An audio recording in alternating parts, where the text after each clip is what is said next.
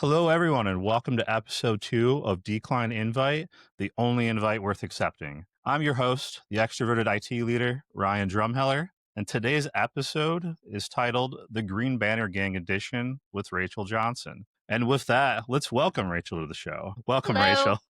Hey. Now, I've taken a look at your LinkedIn countless times, and there was a lot of acronyms, there's a lot of information, and a lot of impressive things in here. If you wouldn't mind just running us just very quickly through like a highlights, greatest play Rachel list to kind of tell us who you are. Yeah, so from a LinkedIn and professional perspective, I am an operations executive. The best way to describe me is the operational Swiss Army knife. I do a little bit of everything. I've built a 20-year career of doing all the things and wearing all the hats. And I've got 2 master's degrees, one in leadership and organizational development, one in management. My bachelor's is pre-law. And so yeah, I'm a senior/executive leader. Right now I'm looking for my next full-time gig. And so yeah, I'm out there. If anybody likes what they see on this and they want to connect with me later, I'm happy to have a conversation, Let's hope they do. That would be right? wonderful. Give me just a quick little snippet of GBG. Like what is that? And obviously we have a much larger segment for those that are listening on GBG, but just for the folks out there, like what is GBG? So GBG stands for Green Banner Gang, and it was a name that I'd seen thrown around a couple of times in the last several months while I've been searching. And it was something that I started seeing more and more, and it included myself. I proudly put the green banner on my LinkedIn profile. I did not think it showed that I was desperate or pathetic or any of that. And I had about 7 weeks ago, I put out an offer to help one person per week because I had sort of cracked the case on how to get better traction in my own job search. And I was getting a lot of success and I just wanted to sort of pay it forward. And so I offered to help one person. And then I was just flooded with requests and stories and just some super heartbreaking. And I am very much a servant leader, a compassionate leader. I don't know how to not help people. It's just part of my DNA. And so rather than just say, oh no, I'm so sorry to literally dozens of people, I pivoted and I said, cool, we're going to make a group out of it. And I thought, what better thing than the Green Banner Gang? Some people have been throwing it around as a put down. And I was like, nope, we're all very proud to be in this space. A lot of us through no fault of our own, and we're going to wear it proudly and we're going to elevate each other and kick ass, and I'll get back to work. So I kind of started a movement unintentionally, but here we are. And I look forward to diving deeper into that. There's some great content coming a little bit later. Very exciting. So let's do some real quick fun icebreakers. And hopefully this is fun for you because the first one could be a doozy, could be fun. Let's see. So your worst meeting ever. Honestly, I think my worst meeting ever, and it's been multiple times. It's more of like the worst type of meeting ever is when I've had to fire somebody. As a leader, Yeah. that's never fun. Anybody that thinks it's fun, you either work for a psychopath or you've pegged it wrong because it's never ever fun. Not as an HR person, not as a leader. It sucks. I hate it. I hate it. I hate it. Yeah. Yeah, 100%. Been on that side of the fence as well. Just there's nothing that gets me excited to go into that No, even situation. when Right. even when you want the person gone, even when you know it's the right decision, even though you can justify it, even though it still sucks because it's still a human being. So I never look forward to those ever. Yeah, Let's hope this next one's a little bit a little bit a little happier, lighter. a little lighter. So, how about a buzzword that you would ban forever? Like, what's that buzzword you're like, oh, if that would go away, that'd be great. Honestly, I think most of the sports analogies, they're not even buzzwords so much, but and there's Water probably gonna be cooler. some people here that are gonna think, oh no, she's not my cup of tea, which we'll get into that a little bit later. But the sports analogies are such a dude bro thing. And I think that they're pervasive in corporate America. And I say that as a woman who enjoys sports and who understands the analogy. So it's not like, oh, I'm a dumb girl and I don't get it. It's I just think there are better ways for us to articulate ourselves. And PS, though, if you think that they're cool now, go work in a global organization where people in other countries look at you like you have like two heads. Because those sports analogies do not translate most of the time. So it's not just me. Like self-awareness is a thing. So yeah, sports analogies, hate them, ban them forever. 100%. As somebody who just reported to a UK chain, I never knew so much about football slash soccer for those of us in the Right? US, Yeah. and just like the circumference of the area of the UK itself. And I'm like, this is like 18 soccer professional soccer leagues in my state alone. So Yeah. Yeah. uh, I just sat there on the calls quite a bit. So I get you there. Well, I think that Uh, if anybody wants to use sports analogies, they should have to not only learn, but then turn around and explain the game of cricket. oof. If you can do that, you're allowed to use sports analogies. And that automatically like drastically reduces it. So, Yeah, no, I'm not even gonna try. And I've worked with several lovely folks from India. No, yeah. no idea. Yeah, no, I'm no clue. And I'm an intelligent person. People tried to explain it to me. I got nothing. I know that the bat is bigger than baseball. That's about it. Bigger scoring system's different for sure. Yep.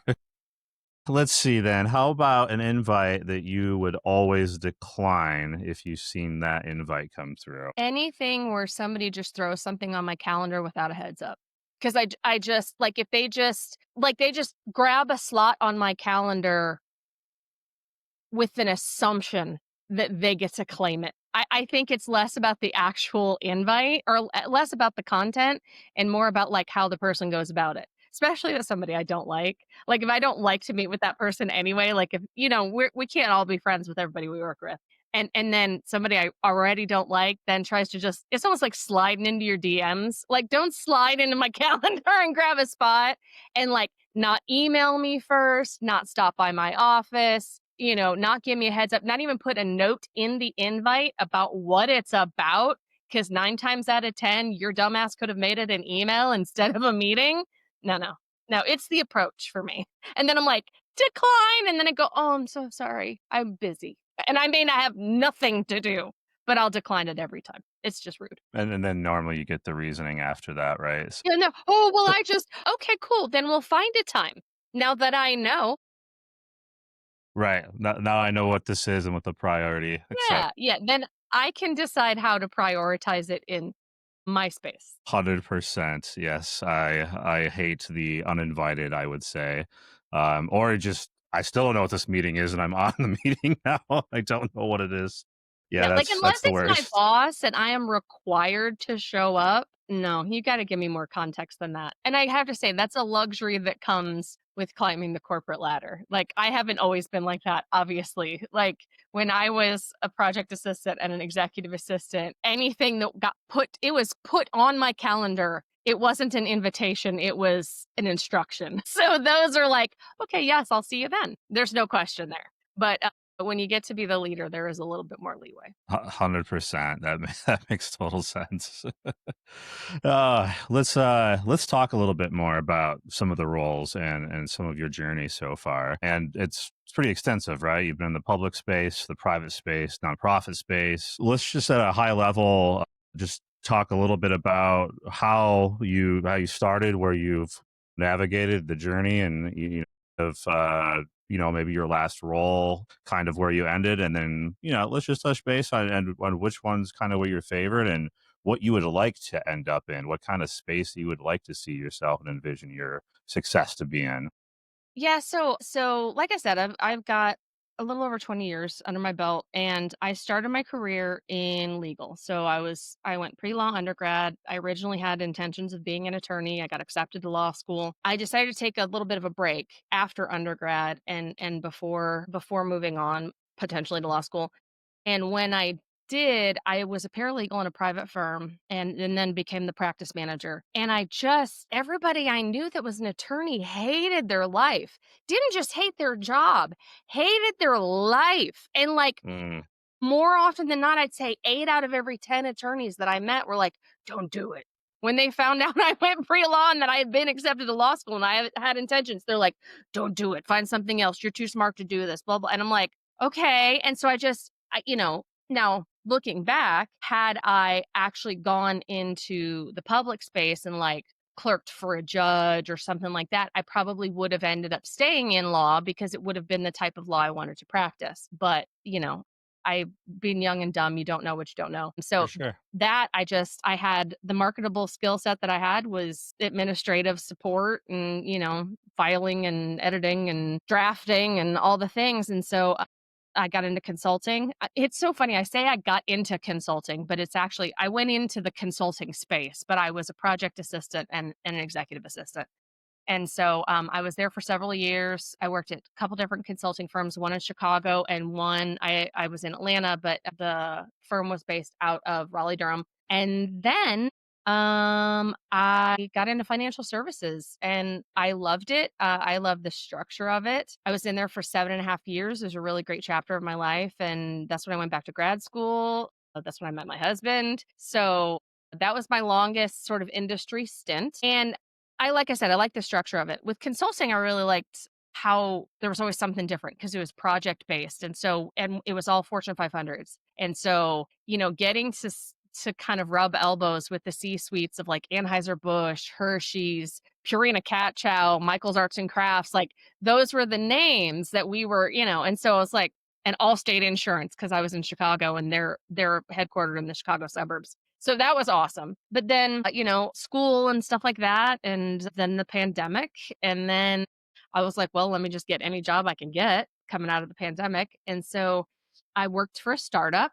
Um, I'm glad I had that experience. I helped launch a international coaching firm. It was awesome. I got to do quite a bit of coaching. It wasn't originally like officially part of my job description, but it sort of came with the territory. And it's something I really, really love. It really sort of fed that part of my soul that wants to help others and guide others and sort of help them find themselves and help them help themselves. So that was awesome. But 18 months of that was burnout. Like I was the number 3 Mm, hire, and 18 months later, we had 25 full-time staff and over 200 wow. coaches globally, and I was tapped out. So odds of doing a startup again, slim, very slim, at least not like third hire. 2 or 3 years, like already kind of established. Yeah, okay. But like the third hire, no, no, no, no, no, no, no, no. So all the no's. And then most recently, public space, chief administrative officer for a transit agency. I did not expect that. I found them, I applied. Actually, a recruiter found me because I'd applied to a totally different job with their headhunting firm. And then they contacted me and they're like, how do you feel about Madison, Wisconsin? And I said, I don't know. Let's see. And fortunately, and I know this is not high level at all, but I already talked about burnout and stuff like that. But my skill set is very industry agnostic. Being in operations and administration, I mean, when you talk about cross functional and cross departmental management and workflows and strategy and efficiency and all that kind of stuff. I mean, it's pretty straightforward. The tech stack might be a little different. Your customer might be different, but at the end of the day, the back office work it's still pretty similar. And so I was able to step into that and I loved it from the public service element of it. I really appreciated how we supported a community. But outside of that, no, so I really enjoyed the way we serve the community. The public service aspect of it was really worked for me. But overall, because I've spent so many years in corporate, working for a municipality, working for the government is super challenging. So what a lot of people don't understand is there's like 3 or 4 different ways a transit agency can exist. Okay. You can be a department of a city, you can be a quasi governmental entity, which you sort of are like kind of your own independent organization, but kind of under government purview. And then there's a totally independent, or there's a regional transit authority where you generally have taxation authority, and that's how you're funded along with your bus fare, train fare, whatever. And then there's private entities, which those are usually where that's like your airlines and your Amtrak and stuff like that, right? The Metro Transit for the city of Madison is a full-on city department. And yeah, Red it tape. functions so differently. And that was my biggest struggle was Mm. stepping into the government space. It's a horse of a different color, man. I like going from 18 years of corporate, full on corporate to small government. Nope. No.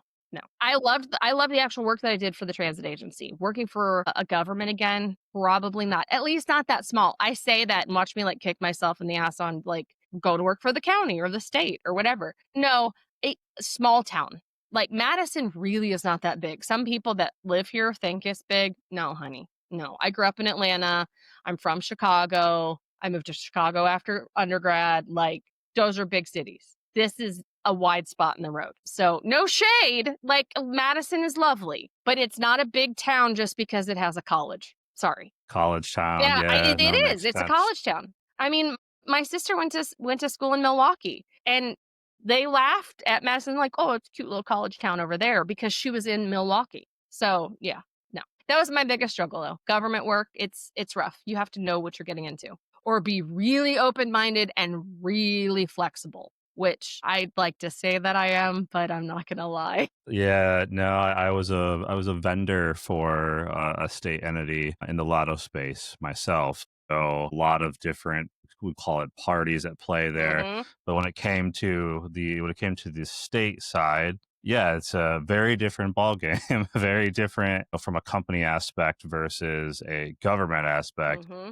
They're gonna move at their speed. They have to go through all these audits and regulations, and yeah, very, very, very much different Well, for and those of the slow too. That's the other um, thing. The typically. wheels of government move so slow. And I was warned of that, but I didn't realize just how freaking slow it is. And well, the other thing is too, and not to go too deep into my last job, but I specifically asked if there was like political connotations to my hire, to my role. Did I have to worry about sort of politics in general? Oh no, no. This is, even though we're a city department, there's no politics involved. Okay. There's always politics involved in any place, When you really. work for the city, there's politics, period. Like, it just tell it like it is. So I believed that one hook, line, and sinker. It is good for folks that are thinking about going into government, though, to temper, like, not like shut down aspirations, but like the slowness thing is important because if you're guns ablaze and running in, you're gonna ruffle a lot of feathers Yeah. because that's not typically the speed. Well, and you So also that's have that's to good advice know there. you have to know how you're rolling in, right? Like, I rolled in with big city energy. I moved from Dallas, Texas to Madison, Yeah, Wisconsin. boy. And I came in with big city mindset and corporate mindset. Not the best way to win friends and influence people. I'm sorry to say. So, it's whatever. It is what it is. It's one of those things you learn along the way with whatever the role is that you take, and now you have all of that knowledge and experience along the way. So hopefully, it wouldn't be a surprise. It'd be a better plan, the next time around, should it happen in that regard. What kind of leadership, I'd say, struggles or wins did you have along your journey and whatnot over the 20-year history? Have you seen, come along the way, or maybe you went a bad situation turned into good, kind of thing?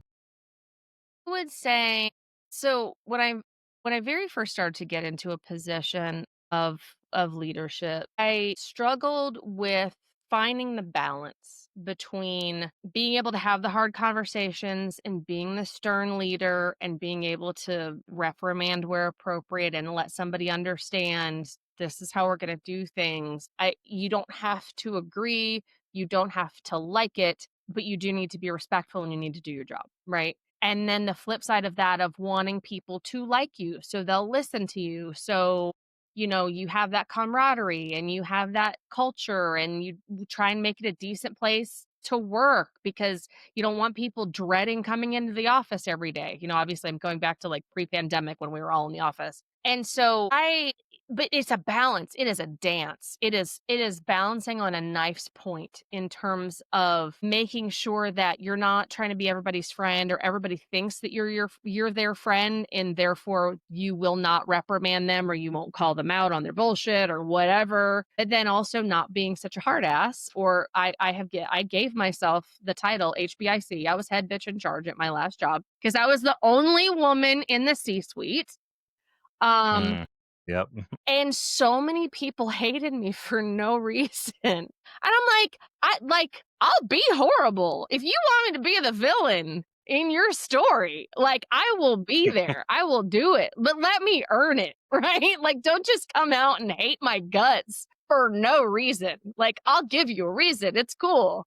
But those are two very challenging positions to be in and try to find that balance. It requires a lot of restraint. And I think that a lot of that not only comes with self-awareness and high EQ and things like that for the most successful leaders out there, but a lot of it just comes with time and maturity and wisdom that only comes from life experiences. I mean, you can have the brains and the technical chops and stuff like that at late 20s, mid 20s, right? Like there's tons of even more and more mid these CEOs and CAOs and COOs that are out there starting their own companies and stuff like that. And that's great. But I promise you, 90% of them could not go into another company and be as successful in the C suite as they are in their own space. When you start your own company, you start that culture in the way that you see it. God created man in his own image. An entrepreneur will create a business in their own image. They hire like to like, and they build a structure that suits their personality. And that's cool. Like, no shade at all. But to be a successful leader and go into something that's already developed, especially you have to fix things, change things, be the bearer of bad news, drop the hammer on some folks, you have to be prepared to be hated. And you have to be able to rein it in and not have it be personal and also not be a raw nerve ending. For me, I'm a very empathetic person, and I really try to stay like attuned to the people that like report to me, my team members. I want to get to know them as people and connect with them as people, not just as my staff. But with that means exposing myself and opening myself up for those challenges. And so there's a little bit of a wall that has to be built. You have to not only establish those boundaries, but reinforce them often. And I just recently got to the point where I could do that successfully. And part of it may be because I'm a woman, part of it might be because I'm neurodivergent, part of it might be just because I choose to see the best in people, and it's bit me in the ass more than once. Yeah, I think that is probably it's the most gratifying, but it's also the biggest challenge. Just in leadership in general. Yeah, as I was listening, there's several points where I'm like, yep, yep. Yeah, going through my mental checkbox myself, as somebody that, tries to lead with remembering that they're humans, right? At the end of the day. My natural state would want to be, friendly. They'd want to, associate with them. But at the same time, you do have to worry about, especially as a servant leader, you do have to worry about taking the eye off the ball and trusting that they'll do the right thing, Mhm. because that's not always the case. Like, I truly believe everyone wants to do the right thing eventually, but there are things along the way, there are factors, there's influences, and there's just, pits that people fall into, right? Like, maybe the company itself is, to your point, needing some change, and that's been going on for quite a while, and maybe that individual isn't believing in the company at the time. They might see you as the new, outsider, the new face, and like, oh, I like what I hear, but I'll believe it when I see it. And it's such a challenge to get people like that on board. And I've learned from my perspective that sometimes you can't win that, and getting them on board is sometimes getting them off board and getting someone else to come on in and believe in that. And that's hard to do from somebody from like my perspective, and probably your perspective from a servant leadership, to be like, but I don't want to see Bob or Sally Mhm. leave. Like, I'd rather have success with them, but the reality is Bob and Sally probably left before I even tried.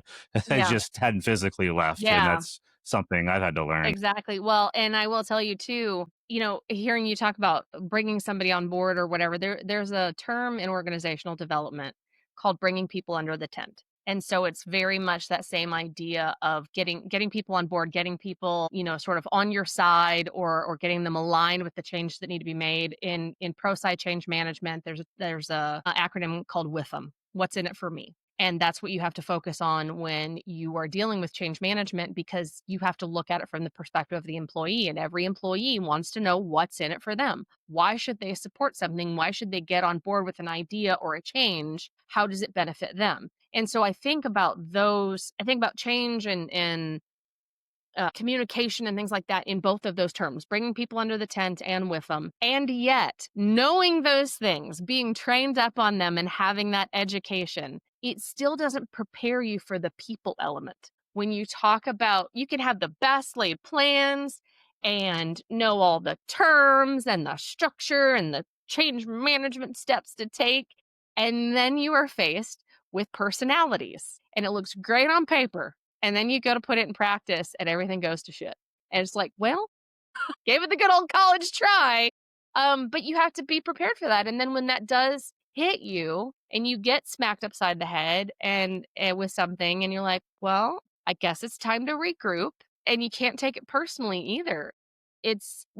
I used to think that leadership, being a leader, being the boss was just the bee's knees. Like it was just, then you get to make all the rules and everything. Hmm. Dude, leading is not for the faint of heart. It's hard. It's hard and it's personal and it's raw and it kicks your ass. And then just about the time you're like, I don't know if I can keep doing this anymore. I want to go back to being an individual contributor and just doing my 9 to 5 and collecting a paycheck.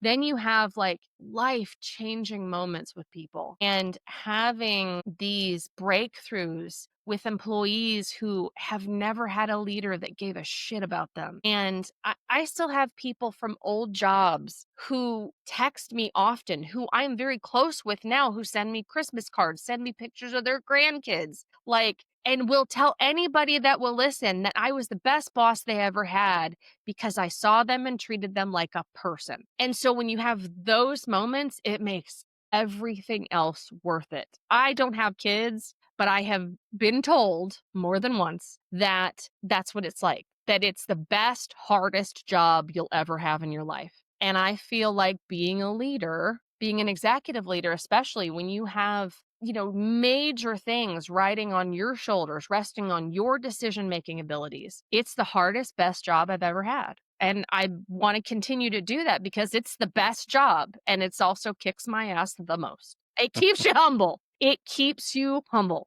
1000%. Yeah, I mean, there's a couple points that you made in there that I think are really important, especially if you're thinking about or are in leadership now, is the people element. There's so many times that I've, been given a plan or directives or whatever it might have been, and I think there was a lot of times where the first words out of my mouth was like, well, what about the people, right? My last company, we would do mergers and acquisitions, and we would literally goodbye company name, you are now the us, essentially, right? And the very first thing that I'm looking at is like, if that was me, and that there's a lot of that missing sometimes of, can you put yourself in their shoes? I'm like, I don't, first of all, I don't know who you are. All of a sudden now you're telling me that I now report to you guys. This is the company name. I don't even know if I believe you that I'm going to have a job. Like there's all Right? these, spirals going on, right?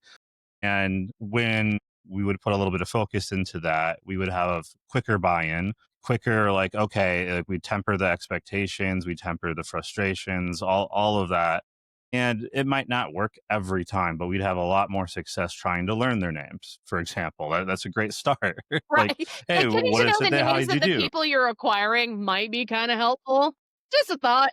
Yeah, exactly. I mean, I was in a very challenging situation trying to close a transaction essentially for a company that effectively had gotten ransomware a couple years previous. And that was super challenging because they then were thinking that they were doing the right things leading up to that closure of that deal and being able to sell that company. And let's just say that they didn't, right? They didn't have that experience. They were trying, and not for their own fault. They really needed a security individual, and that's what they were missing. And that's what we then brought to that table. We brought our security people. I took the time to learn, the CTO's name, his team, brought him to daily meetings, spoke with like, what are your challenges? What is your day to day life going through? Like, what is your CEO telling you on your side? Here's what's going on our side. Here's what we need to try to get to. And once you started treating them like, hey, we're actually all actively working in this together, Mhm. even though like nothing has been decided, it was like, oh, okay, they started calling me by my name. They started trusting me and got the job done. But it was like lost human element on a lot of plans that I would see. It would be like, here's the plan, but where's the human part? Yes, yes. Well, and I could go on a whole other tangent, but I won't. But I will say, I heard you say trust, and that development of trust is at the core of every successful leader's interaction with anybody, if you're doing a merger and acquisition, the company you're acquiring, the company who is acquiring you, outside vendors, your own staff, your C-suite peers, the board, whatever it is, your interaction will be better if you develop trust, period. And part of developing that trust is learning how to get out of your own way. But I've taught classes on this in terms of how to get out of your own way, stuff like that. I really, you know what? I may just go start working for myself and just do consulting for 100 neurodivergent women who percent. are out of work and can't afford it. So I'll just continue to be broke and we'll all Yeah. just sit there in a circle together. Well, let's hope that that changes and that Yeah. that doesn't come to fruition and it becomes a success, right? Because I do truly believe in the leadership aspect, right? Like we've all had bad leaders and we've all probably ran across somebody that was good. I'd unfortunately say that's the rarity instead of the norm. And that's super frustrating. And I'd like to see it change. But like you, I have numerous contacts across all my companies I've ever worked for who reach out to me here or there for advice or hey, can you help me with this career planning thing? Or can you network me with somebody? Or can I just tell you about my day and what would you do? Or what would what kind of piece of advice would you give me? And then like on one hand, it's like, well, I'm still in my career.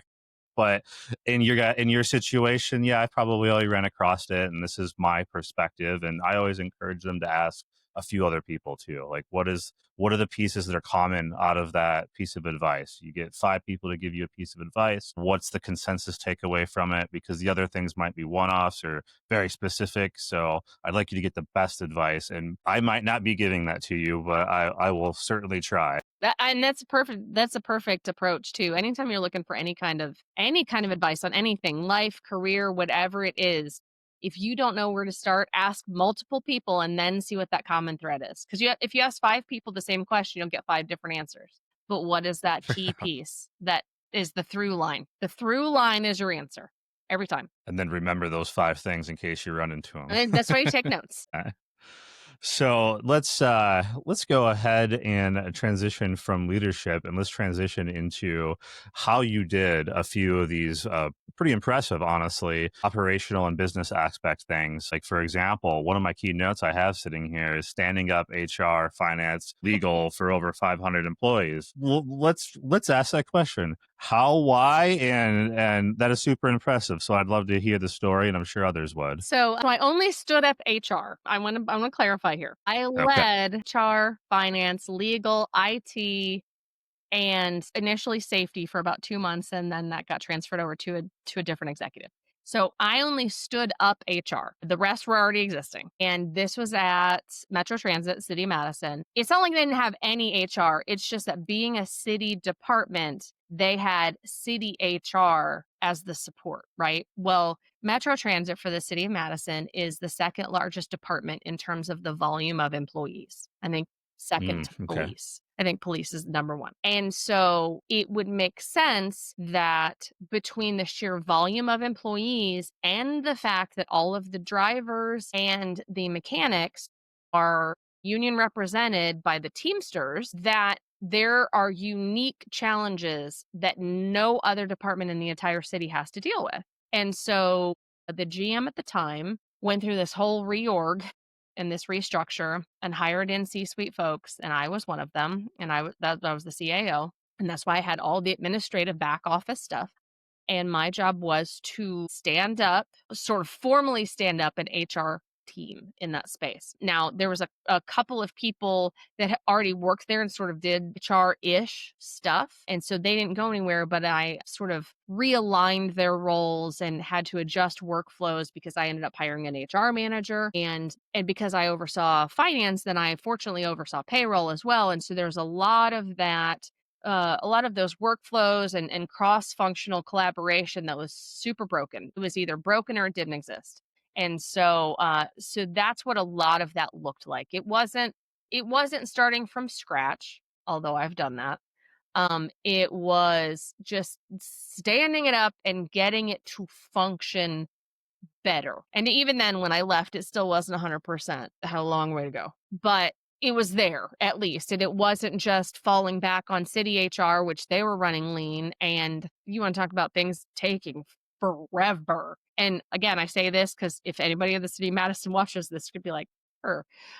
No, not because they weren't working hard, but the sheer volume of work that a relatively Right. small team, if it was in corporate and you took all of the employees in the entire city of Madison and chose how many HR people they needed, the team would be twice the size of the city of Madison's HR team.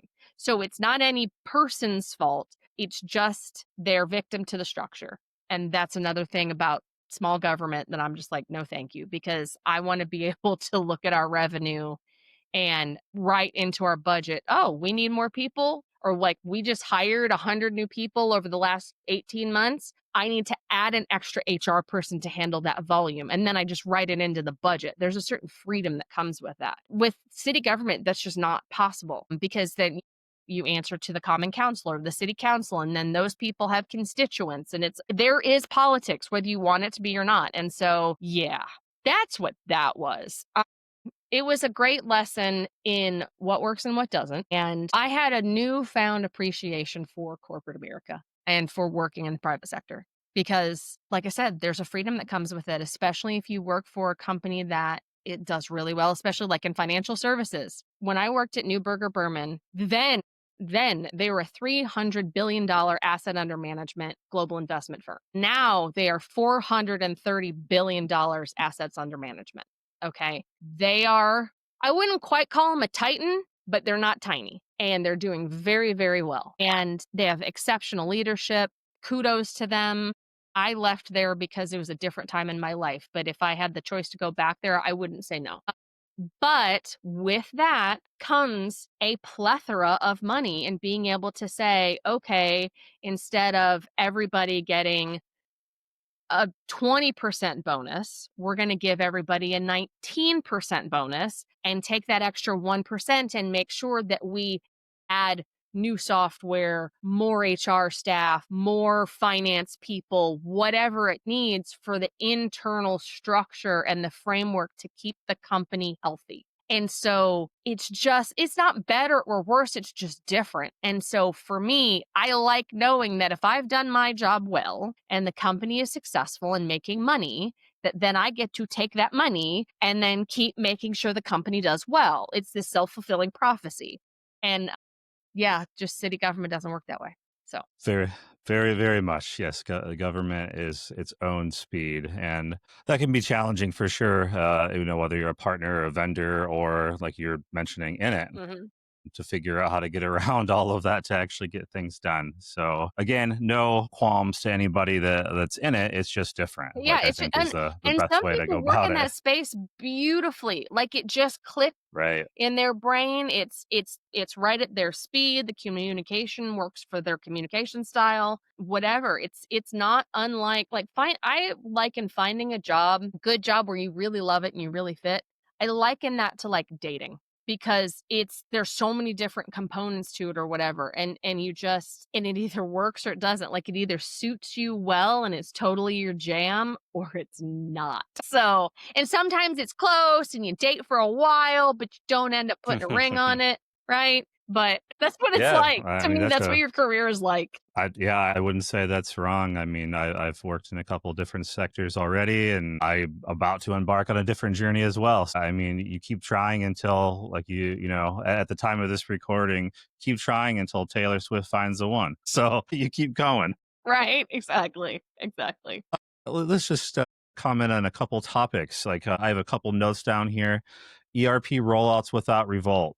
That's a fun one because everyone has an opinion about, systems and platforms and I like it, or humans that don't like change. So as somebody that has likely led or had to adapt or change, current tooling and platforms, what advice would you give there? So, the specifically the ERP rollout that I mentioned, like on my resume, I was very lucky in that that was at the startup. And so, we went from nothing to something. So no matter what, it was going to be an improvement. So there wasn't nearly as much revolt or pushback as you would have gotten in other situations. That said, I have also facilitated and led other software rollouts, and the best way to approach it goes back to communication and that trust building, right? You need to see people for people and you need to treat them with respect because those are the people who are boots on the ground, going to use it every day. It's going to impact them the most. You have to think about your end user. And so if you are going through an RFP process for a particular platform, before you go into the RFP or before you at least start evaluating the proposals, understand what it is you're looking for. You have to ask your teams. You have to ask your staff, what is deal breaker? What do you have to see in this software? Because it is your number one pain point that this software is supposed to solve. Because if you just replace one set of bullshit with a different set of bullshit, it's not going to make anything better. It's not only going to not improve it, it's going to make it worse because then it's a different set of bullshit. It still lasts, it's still there. But then you've got people who also don't know how to use the software and they're angry. So you have to plan and you have to ask people what they think. And I would say the biggest misstep that I have to be very careful with my words sometimes. The biggest misstep that some leaders make is assuming that they know best because they're the leader. I don't care if you have done the job before. Like if you were a payroll clerk and then you became a finance manager and a finance director and then the CFO. I don't give a shit unless you are sitting there day in and day out as that payroll clerk. You don't 100% understand their frustrations and their pain points. And why do you care what software it is anyway? The whole point is to make their job easier and then the process more efficient. Ask your staff and then shut up and listen. It's great to ask questions, but then you have to shut up and listen. And I always use the analogy or the phrase, God gave us 2 ears and 1 mouth for a reason. Let majority prevail. You should always endeavor to listen at least twice as much as you do talk. So you should always listen twice as much as you speak. And yeah, end user, what is their experience? And then once you get that, because I'll tell you, if you solve people's problems, you will be their hero. They will be your biggest fan. If you listen to them and hear them and understand what their pain points are, and then you solve those problems, you don't even have to do anything. You will make yourself look good. Just making sure the software gets installed and that people are trained appropriately. That's the next piece. Training. You don't just pick a software and then pat yourself on the back and go, this is going to be awesome. No, there's a process. And don't be cheap. If the software company offers training, even if you have to pay more for additional hours or on-demand follow-up, don't be cheap because it will cost you one way or the other in the long run. Attrition is expensive. Spend the money on training first so everybody gets up to speed and can seamlessly adopt this new platform. And then odds are good, you're not going to have people quitting over it. The money is going to go either way. You might as well keep people happy and keep your attrition low and keep your retention high. It ain't rocket science. Don't be a douche. 100%. I wish I could actually say that in conference rooms. I can't, but if you're hearing this now, take that with you as a leader. It's not rocket science. Don't be a douche. Yeah, and the part with the vendor, I mean, you also pass the responsibility onto them. So, I mean, and as the client, it doesn't get checked off until you're satisfied with their training. So, Yeah. if it's their software, you're getting their training. They've got the whole shebang, right? Like they have to do it from cradle to grave.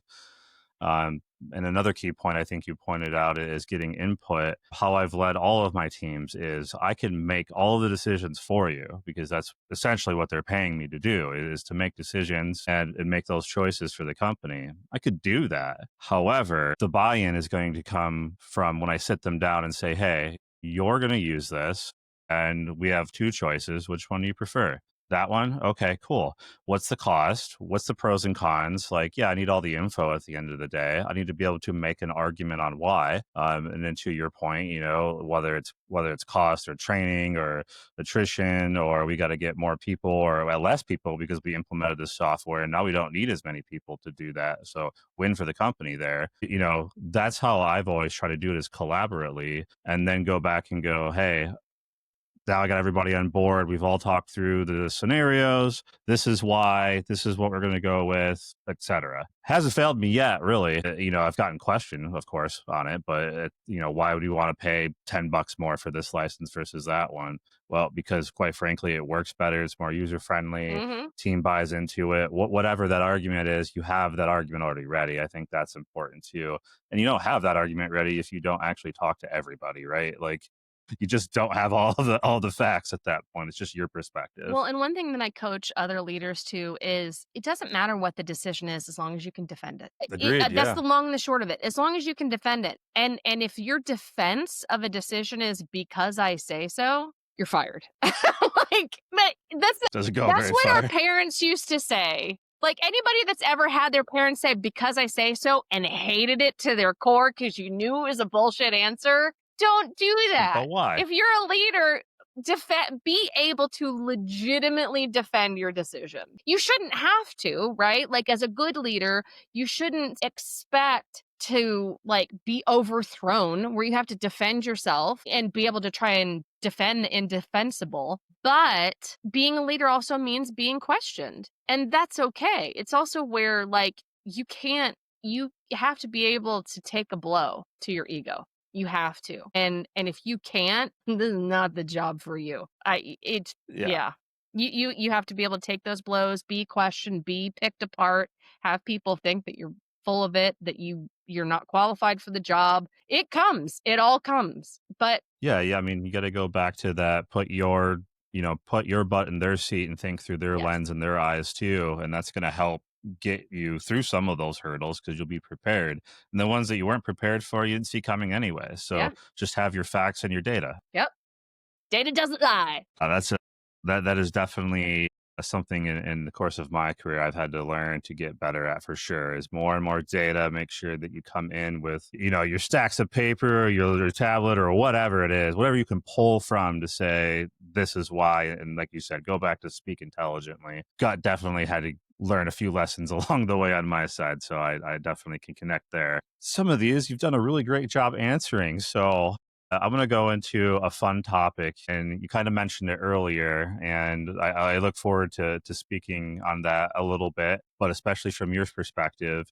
Let's talk about the neurodivergence inside of tech and business, and just, man, there's a lot to unpack there with that, but like how does somebody, especially at your level or the levels that you've gotten to, navigate just day-to-day life, and then how do you teach others on how to deal with you, right? Like, the non-individuals, right? They would look at you and be like, I don't understand, Yeah. right? So I think that one of the most challenging, but also self-empowering things that I've learned is to be able to teach people how to deal with me. Not deal with me like in a negative connotation, but how do I need to be communicated with? How do I need to be supported? What space do I work best in? Letting people know all of the little Rachel-isms that come with working with me. And I do that. I've gotten better at not only understanding myself, but being able to articulate it, because it's important to everybody to feel validated. It doesn't matter whether you're neurodivergent, neurotypical, and even in the neurodivergent space, I just call it neurospicy. I'm neurospicy. I was diagnosed with ADHD at 14. Anybody that knows me knows it was painfully obvious way before 14.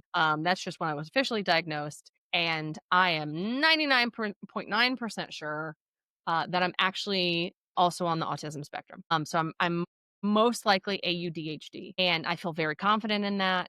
I haven't done a formal assessment, but in my space, in the neurodivergent space and the people that I interact with and stuff like that, that nobody knows you better than you, right? And so there's that self-knowledge, and that's pretty well respected. Like if you've done the research and you actually know what it looks like and you can identify the key points, then self-diagnosis is still respected. That said, there's something very freeing about being able to share with someone else what you need. And you don't tell them because you expect to necessarily be catered to or placated or anything like that. It is meant as a tool to benefit both of you. So there are certain things that I do better than others. There are certain skills that I have that are at a higher level than others. But it's not unlike a Pandora's box. There's layers, right? Like you have to be able to unpack this. There's almost like you have to be able to unlock those little skills and things like that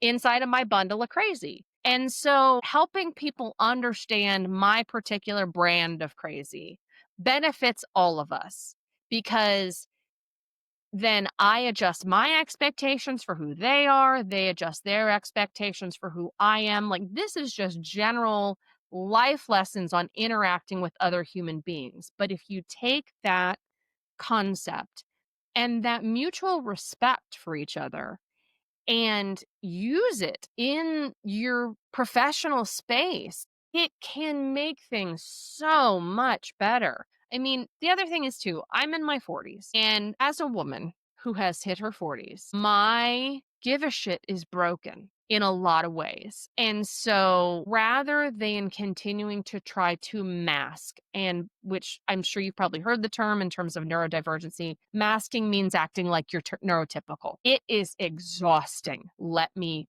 just say. So if you know a neurodivergent person and you hear them talk about not having any spoons and because they've been masking, know that it's basically putting on a performative show all day. And it is exhausting because it's on top of everything else you have to do in your life.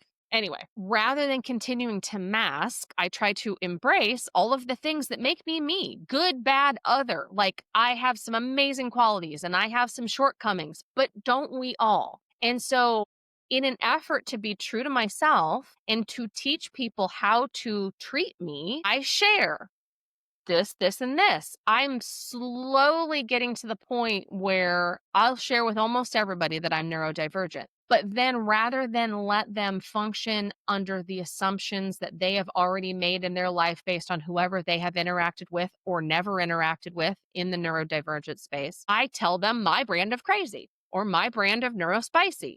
And then let them know it's like letting them into your weird little world. And it creates almost immediately this connection of trust and respect, right? And when I tell somebody about me and how I need to be treated, how I need to be communicated with, then I ask them in return, what are some isms about you? What are things that just like, what is your number one hot button? So I know to stay away from it, right? And so it's very empowering and it's very self affirming, but it's also very invitational in terms of its relational aspects. Because it doesn't have to be all about you. It's about how you're interacting with others. So, having said all of that, I would say that is probably the biggest challenge that any person who is neurodivergent faces in the professional world. If they are in a space that is not intentionally inclusive in terms of understanding what neurodivergency looks like, but also more importantly, understanding how neurodivergency functions in the business world, then you can't be intentionally inclusive if you don't even understand it. And understanding it is the first piece, and then actually making those decisions to support those people and include those people and communicate them in the way that they need, providing that sort of support and that sort of environment. That's where it comes from. So unless you're lucky enough to have been in one of those spaces, which is rare, then yeah, there's a lot of masking. And then you're tired all the damn time. There's a lot of feeling like you have to apologize all the time because you haven't either been allowed or felt like you were able to teach people how to treat you or how you needed their support differently. And so there's a lot of misunderstandings. There can be a lot of personality clashes. From a management perspective, if you're an individual contributor and you're neurodivergent, odds are good you've had at least one or two or three or half a dozen managers who think that you are strident and that you are difficult to work with and you don't like following instructions, when really it's more about, I'm not asking because I'm trying to question you as a leader.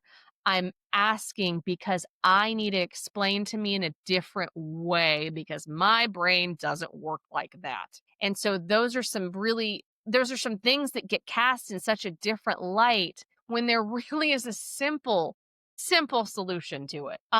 And honestly, I think that that's part of what's driven me to get into the leadership space because I feel like I have a responsibility to represent others that are like me. So, other women, other neurospicy individuals, other people who have chosen not to have children, other people with aging parents, others, just anybody else that is like me, like seeks like. So anybody else that I am in the representative class of, I feel a very strong duty to elevate those voices in a way that helps everyone. Because I want to be the person that I needed when I was starting my career. I want to be the leader for that kid who's straight out of college that could use some guidance so then they don't feel forced to mask for 20 years. And then they come out on the other end, middle aged, going, what the hell? And not knowing what to do with their life or whatever, because at some point the mask breaks and then it can be game over. It can be life shattering, job shattering, career shattering if you are not able to continue to keep up a masking when you've built an entire career off of it. And so I've been very fortunate that I've been able to walk that line and mask enough to be very successful. There's a lot of people in my world who are like, yeah, of course you're autistic. And then there's still a couple of people who are like, no, you're not. You're way too, what is it? You're way too bubbly and you've got this engaging personality and whatever. And I'm like, okay, time out. First of all, that's ableist as hell. Second of all, that just shows me that you don't understand that it's a spectrum. It's not even a spectrum anymore. By the way, side note, anybody that doesn't understand this, it is no longer a spectrum, okay? Autism is not a linear spectrum where it's like high functioning and catatonic, okay? Neurodivergency nowadays, please go Google it if you don't know this, is a big old Venn diagram with lots of overlap, lots of crossover. So you can't just go, no, but she has a sense of humor and she understands sarcasm. She can't be autistic. No, bad. Don't say that. Go do research. So anyway, but yeah, I think the personality side of it, bringing your true self to work and being able to advocate for yourself is probably one of the biggest struggles. And I could do a whole other show on that, let me just say. So if you ever want to dig into it, and I've got friends I can bring, we can do that another time. 100%. Yeah. I mean, I would say that that would be the biggest struggle of my not just career, just life, really. When I think back to challenges and the way people have viewed me, or I mean, there's a certain type. I have ADHD as well. My parents would tell you they knew something was wrong very early because they were like, this kid is too wired. But I mean, they understand me now. They're just like, you're just different than us. And obviously we have a different set of, living standards and rules and whatnot. I wish that would carry over into when I meet folks that typically the ones I struggle the most with are the quiet, reserved, strategic thinking individuals. Those are the ones that typically write me off and cast me out. I'm too loud. I'm too vocal. But they don't look at all the other, fun things that come along with it, right? Typically, everyone knows I'm in the room. They cater to that. They like being led by somebody like that. I have umpteen amounts of energy typically because my brain is like the Kentucky Derby Mhm. and there's horses running all over All the the place time, all constantly. over, all the time. Yeah. I mean, so there's absolute pros and cons. Like I definitely struggle with certain things that are a lot easier for other people, but at the same time, you're right. I worried when I got on medication after not being on medication as a child, and then now going back as a way older adult, being like, I remember my experience not being so great. Mhm. And, they promised me I wouldn't be a zombie. I'm not a zombie. I don't know if it works or it doesn't. I'm told, very differently by my wife when she knows of when I take my medication and when I don't. But Yeah. uh, My husband I, knows too. If it makes you feel any better, my husband totally knows. It's like, yeah, no, you well, my nephew is, he's gonna be 22 this year. And so being an adult now, like, I still see him as a kid, but, um, for sure. he's an adult now, he gets to decide if if he's gonna medicate on the weekends and stuff like that, and, but there are times when the rest of the family's like, "You chose not to, didn't you?" And then he's like, "Yeah, no, I just wanted a weekend off." It's like, "Okay, cool. That's fine. I needed to confirm so I know how to move around you." Basically. Just heads up there. Yeah. Same with my husband, same with your wife. Yep.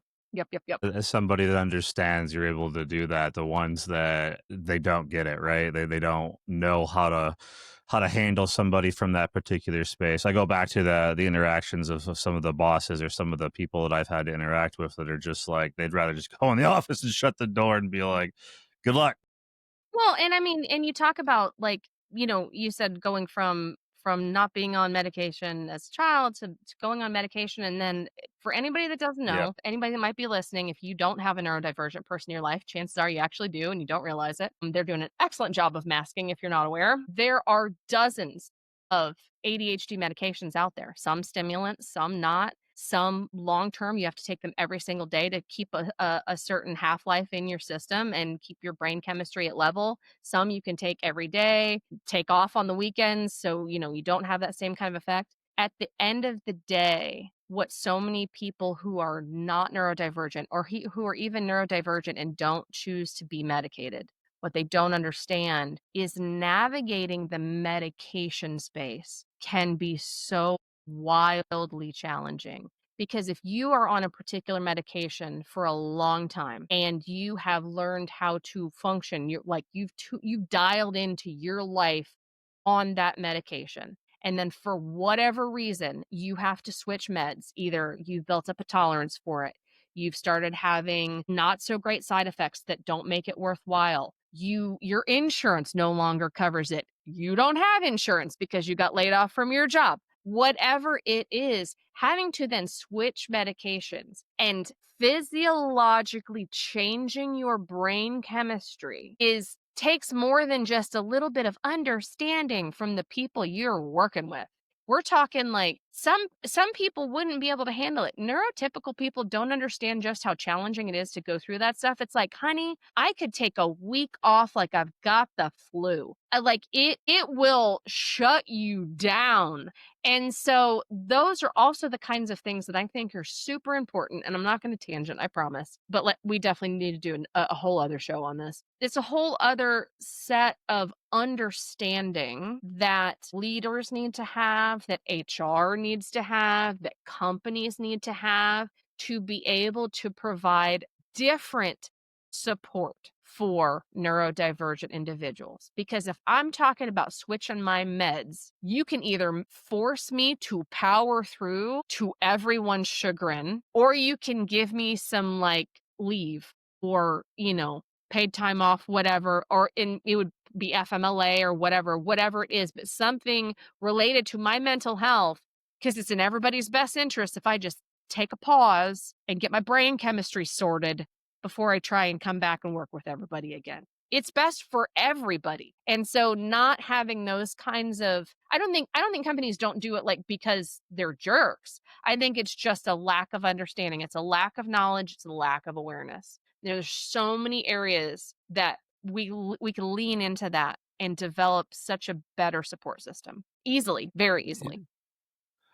I mean, you bring up some really good points. And all the leadership training that I've had, and I'll tell you, it's very limited from the perspective that a company gave me the leadership training. I've done a lot of leadership training on my own, and I shouldn't say that because I actually have a very lovely guest coming on later. The best leadership training I've ever had came from her perspective, her team, Mhm. and I actually can't wait to ask her about this topic because they also had some wellness HR individuals and whatnot. But still, I don't quite remember uh, anybody ever kind of like having training on like personalities. We got a lot of training on personalities, but I don't remember it being from a perspective of like, how do you deal with an individual that has ADHD, ADD? Or, I mean, it gets kind of weird from a company perspective because now you start adding more and more and more and more. Then you're talking about HR, you're talking about legal, and it's like, I understand it, but the reality is then you put all the onus on that leader to figure it out. And if they don't have any tools to figure it out, it just Well, becomes just a bad or awful situation typically. and I don't understand. There's a whole component of, I think, a huge gap for HR leaders. One of my very best friends is an HR business partner for a major company in Chicago, and she is brilliant. And like me, she's Mensa, 2 master's degrees, the whole bit. And she knows that kind of stuff because she is a lifelong learner like myself and wants to read everything she can get her hands on. If she finds something interesting, she digs into it, learns everything there is to know about it, blah, blah, blah. She has that knowledge to be able to guide leaders through those situations only because it's self taught, not because she ever learned had any formal training on it. I mean, I'm sure she's had some kind of like on the job training and stuff like that, but nothing that was specifically like, this is how you deal with neurodivergent people. And the fact that one of her best friends is neurodivergent, there are times where she'll call me and be like, okay, so I got a thing. And we'll talk through it. And it's the same thing. One of my other best friends has her PhD in sociology and criminal studies. She teaches graduate level sociology classes and social problems and all this kind of stuff. And my goddaughter is neurodivergent, but my best friend is navigating how to be a parent to a neurodivergent adult when she is neurotypical. But she'll either deal with my goddaughter or she'll have students, especially when their executive dysfunction goes out the frickin' window when it's time for exams or final papers. And she'll call me and be like, all right, is this kid like having an ND moment or should I fail them? And we'll talk through it. And I still remember very clearly what it was like when I was going through college. And, I Yeah. changed my major 7 times in college. And not a single time was because I was bad at it. Every single one was because I was good at everything I tried, which I'm so sorry that's going to piss some people off. I was literally was good at everything I tried, but nothing held my attention. Stuff would hold my Yep. attention. I was lucky if it held my attention for 2 semesters. And so usually it was about 1 semester and I'd get super stoked and I'd take all these classes. And then by the end of it, I'm like, okay, I'm good. What's next? Ooh, shiny. And I'd move on to the next 7 majors. And I still finished my degree in 5 years. That's not too bad. But it's just that understanding. If you've never dealt with it, it's a whole other world. And it can be That's a wonderful. very It good. can be wonderful, but you have to like come at it open-minded and not think that people are just crazy. Yeah, there's a lot of, well, lack of education for one. You Mhm. like if you're not getting it from your employer because they don't know or they've chosen to avoid the legalities or whatever that might be, then you have to personally want to look it up and do that. And there's only so much time in the day I get, but it depends on the type of leader that you want to be, right? If you want to be somebody who's really good at the numbers, I've had some really good bosses that were fantastic at that aspect. They were so far removed from reality on a people or even what was going on from like process perspective, and be like warning them from like from a usability standpoint, this is the issue. Why does putting in a help desk ticket take 25 minutes, right? That's horrible. That's a horrible experience. I mean, add up how many tickets come in, like now start talking about dollars and cents, and that's how I'd have to like try to connect with somebody like that, is try to get, again, think like they do. And that's hard because I don't think that way. But if I can try to pretend as an actor, how would they play this role and then try to Yep. connect the dots? I've had some success that way. But, go back to your education thing. It's not as crazy as it sounds. I very much try to do school and then get very early. It wasn't until I got more of a handle on life and reality and maybe even like how to like tap into my ADHD versus like trying to even still discover it and figure it out today, but tap into it a bit more. I went back a bit later and finally got my bachelor's at like 30, 31.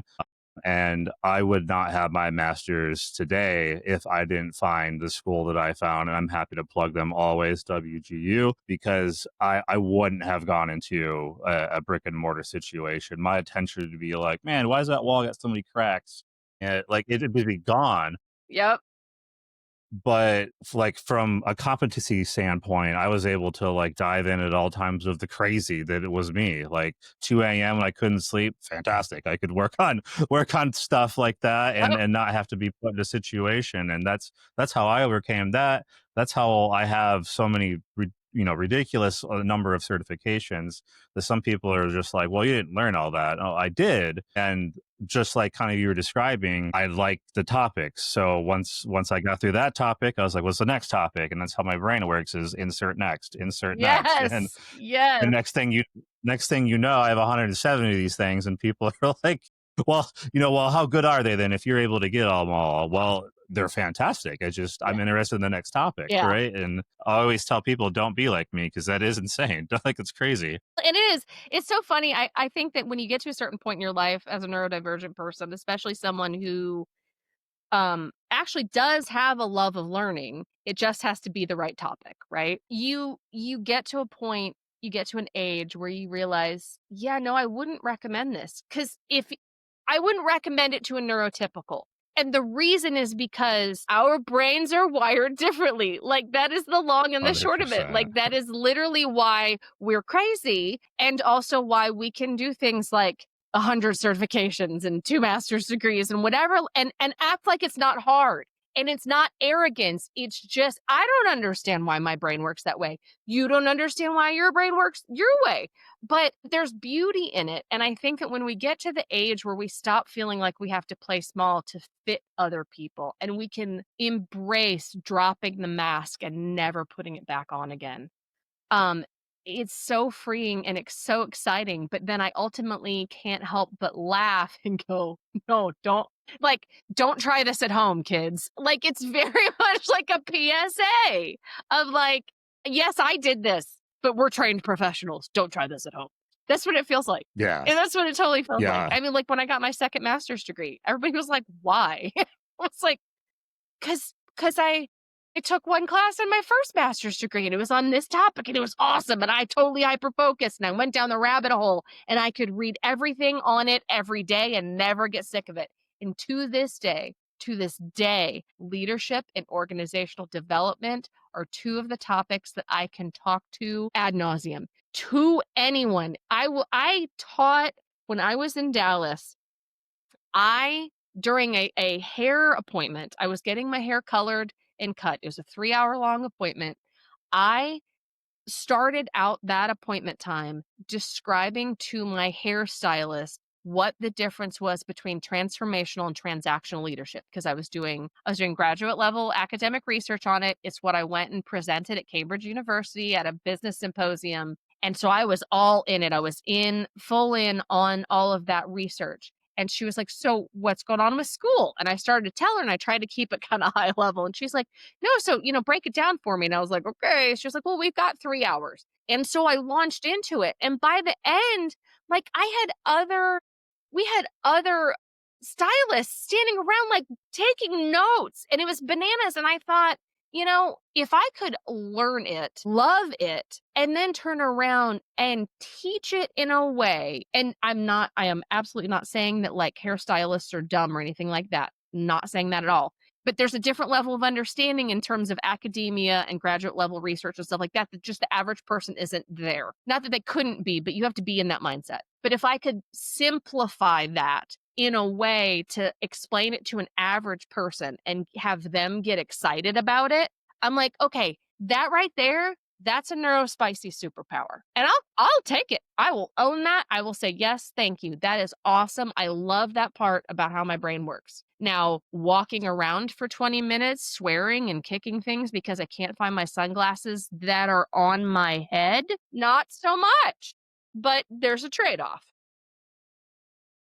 100%. I've found people in this space to be like the best translators, is what I would call that. My last role was just a translation role from, hey, here's the business, go talk to them and translate their issues and what they need back to IT, and then vice versa. I'd make a nice partnership, and I was pretty successful at that. I have quite a bit of like the business side surprised me the most, where I'm like, I'm an IT person, really. I do have business degrees. Like, it does help me to be a bit more educated, but it was my first real experience of the business liking me the most. Mhm.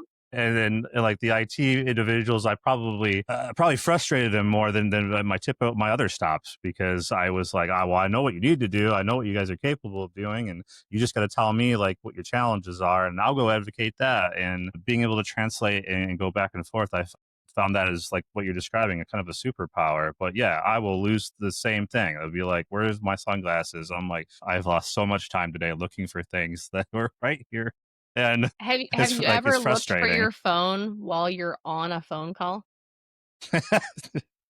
I mean, 100% those moments have happened. That should be like, have you should we should do a have you ever segment. Like, Yeah, and it should be those kinds of things. And to be fair, that's not a neurodivergent thing. I know just tons of women that have done that, like they've been looking for their purse while they have it over their shoulder. And they're looking around the house looking for it so they can leave the house and it's already there. They have their hand on it and it's on their shoulder. So that's not just a neurodivergent thing, but yeah. Yeah, for for sure. sure. So before we go to the next topic, let's break real quick and get a word from our sponsor. Hello, everyone. Ryan here from Tricentra. What can AI do for your business? At Tricentra, we turn artificial intelligence into real results, smarter decisions, streamlined operations, and new opportunities for growth, tailored to your unique needs. Our team helps you harness AI in ways that make an immediate impact while preparing your business for what's ahead. With Tricentra, AI works for you. Visit tricentra.com and book a consultation today. Welcome back, everyone. Let's get right into it and discuss the really amazing topic that I can't wait to talk about. That's how I actually met you. I've never actually met you in person. I met you in the unfortunate situation that a lot of us find ourselves in. And let's talk about Green Banner Gang. So, I gave that little snippet when we first started. So, Green Banner Gang, I've been searching for several months. At my last job, I ended up stepping away because I have aging parents, and I won't go into the whole spiel on that one. But there were some things that I needed to assist my parents with, and I was eligible for FMLA and could have just gone on leave. But Metro Transit was going through a whole host of changes and a route redesign. They're getting ready to launch bus rapid transit systems and 60-foot electric buses and the whole bit. And so I couldn't, in good conscience, leave them sort of in a lurch. And so I talked about it with my boss. I resigned. We negotiated out some things with my contract, and that was that. And I figured I'd take about anywhere from 4 to 6 months, right? And that was sort of my cushion. I was good with that. I was financially able to do that. So in the fall, started looking for a job, and then was still looking, and then was still looking, and then was still looking, and then was still looking.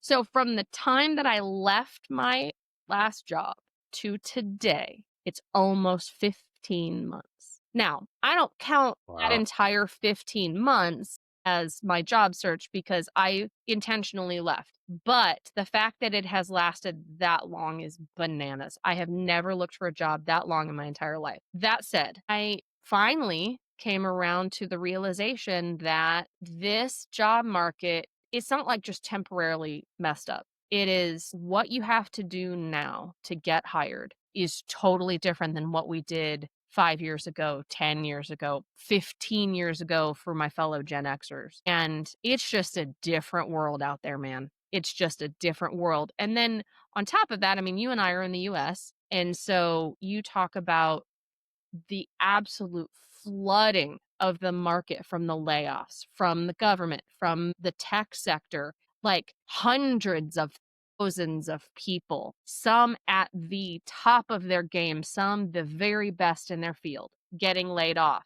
And you think you're going to go toe to toe with them when you're just like mid level and you're also going for that same job? No. So I realized this. I actually I didn't like delete my social media, but I stopped going on social media because it was making me crazy. So no more Instagram, no more Facebook. I was in that doom scrolling because I was depressed, no job, couldn't find a job, whatever. And I was like, if I'm going to spend the time online one way or the other, instead of spending it doom scrolling and being depressed, let me dig into this, start making connections on LinkedIn, start trying to understand what I can do differently, and then, spend that time also looking for jobs, because not looking and screwing around playing PlayStation or, going on Facebook and Instagram for that dopamine hit, that's not going to find me a job. So, long story short, I saw the often conversation, the frequent conversation rather, of the green banner. And for anybody listening that doesn't know what the green banner is, the green banner is the open to work banner that is an optional add-on to your profile picture in your LinkedIn profile. And it says hashtag open to work, and it's like this green swoosh in a circle around your name, or around your face rather. And there was a lot of talk when I very first started focusing in on LinkedIn.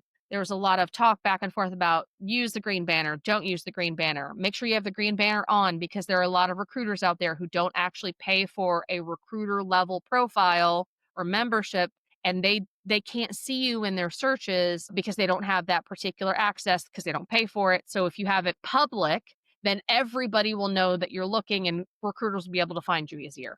Or don't use it. It makes you look desperate and pathetic, blah, blah. And I got to the point, I was like, you know what? I am desperate. I need a job.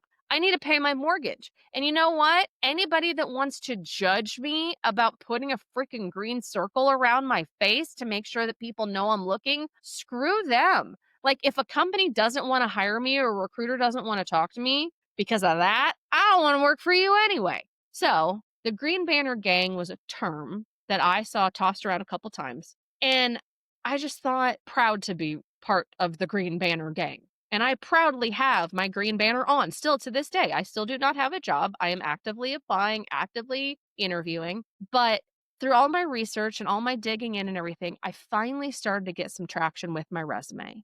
I sort of found this culmination of little bits and bobs and things to do. I tweaked little things here and there and finally sort of cracked the case on how to gain traction. And at one point, I was actively interviewing for like 4 or 5 different executive jobs at the same time. And so I knew that this worked because it's also been sustainable. I've continually had things in the pipeline. I've continued to have more traffic to my profile online, more comments on my posts, more recruiters reaching out to me sort of grassroots, like, "Hey, can I help you? Let's have a conversation." All of the things that people want to see.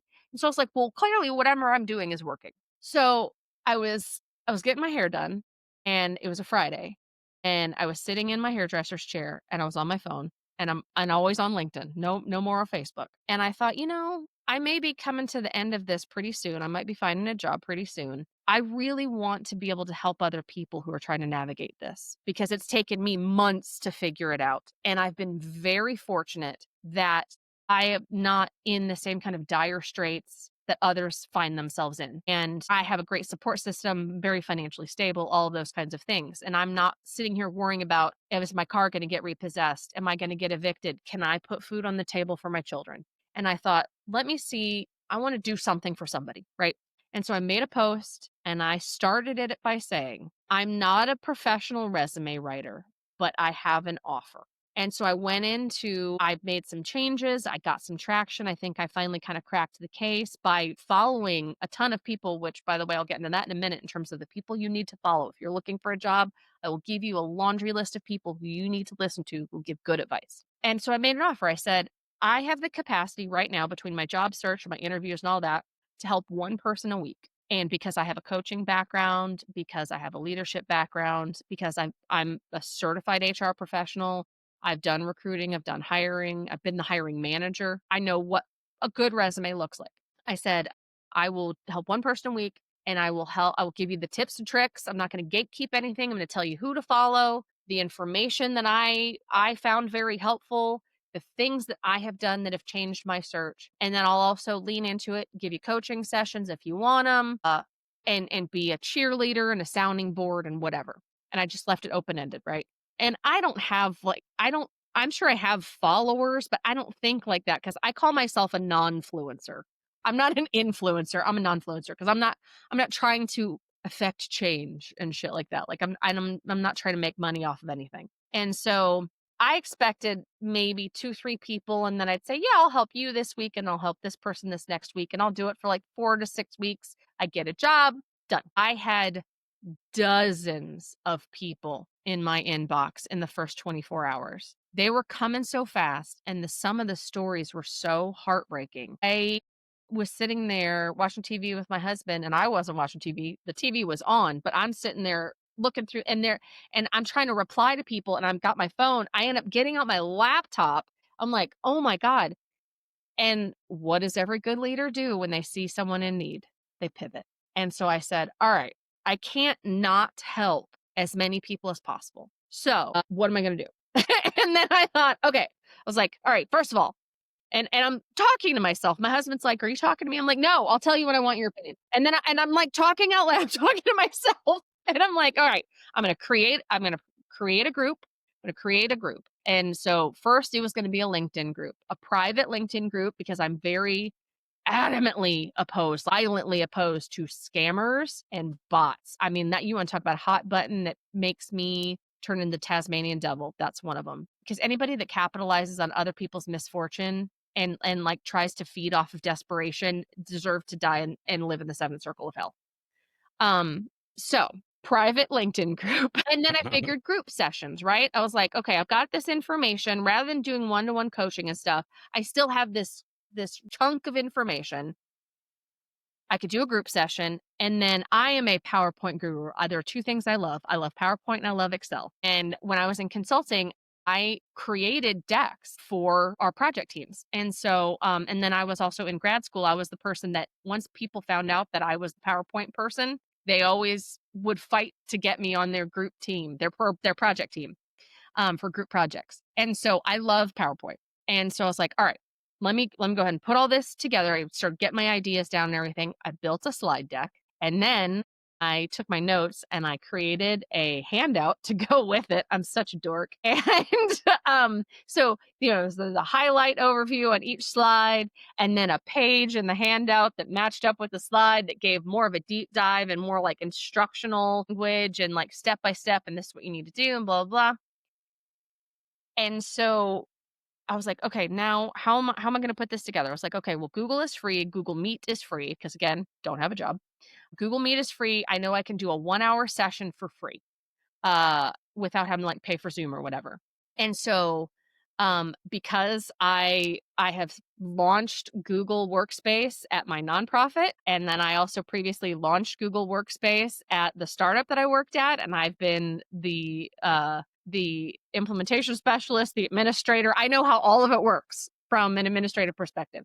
And so I was like, all right, here we go. And so I started getting people's emails. I put together a Google form. I put together an intake form so people could give me their email address, their name, how long they've been searching, if they were laid off, would they be open to coaching sessions? Because I have a lot of friends who are coaches that would probably be willing to donate some of their time. And so my ideas were flowing so fast. And then I had all these DMs going all at the same time. It was 48 hours of absolute chaos. And I loved every second of it because I was just building and I was creating, and the momentum behind it was helping people. And so 1 week from the day of that first post, I held the inaugural group session with 20 people because I capped it at 20. And then, Wow. so that morning, that Friday, the 18th, Friday, July 18th, was the inaugural session. And then that evening, I did another one. And then Saturday, I did another one. Between the evening session and the Saturday session, there's another 35 people.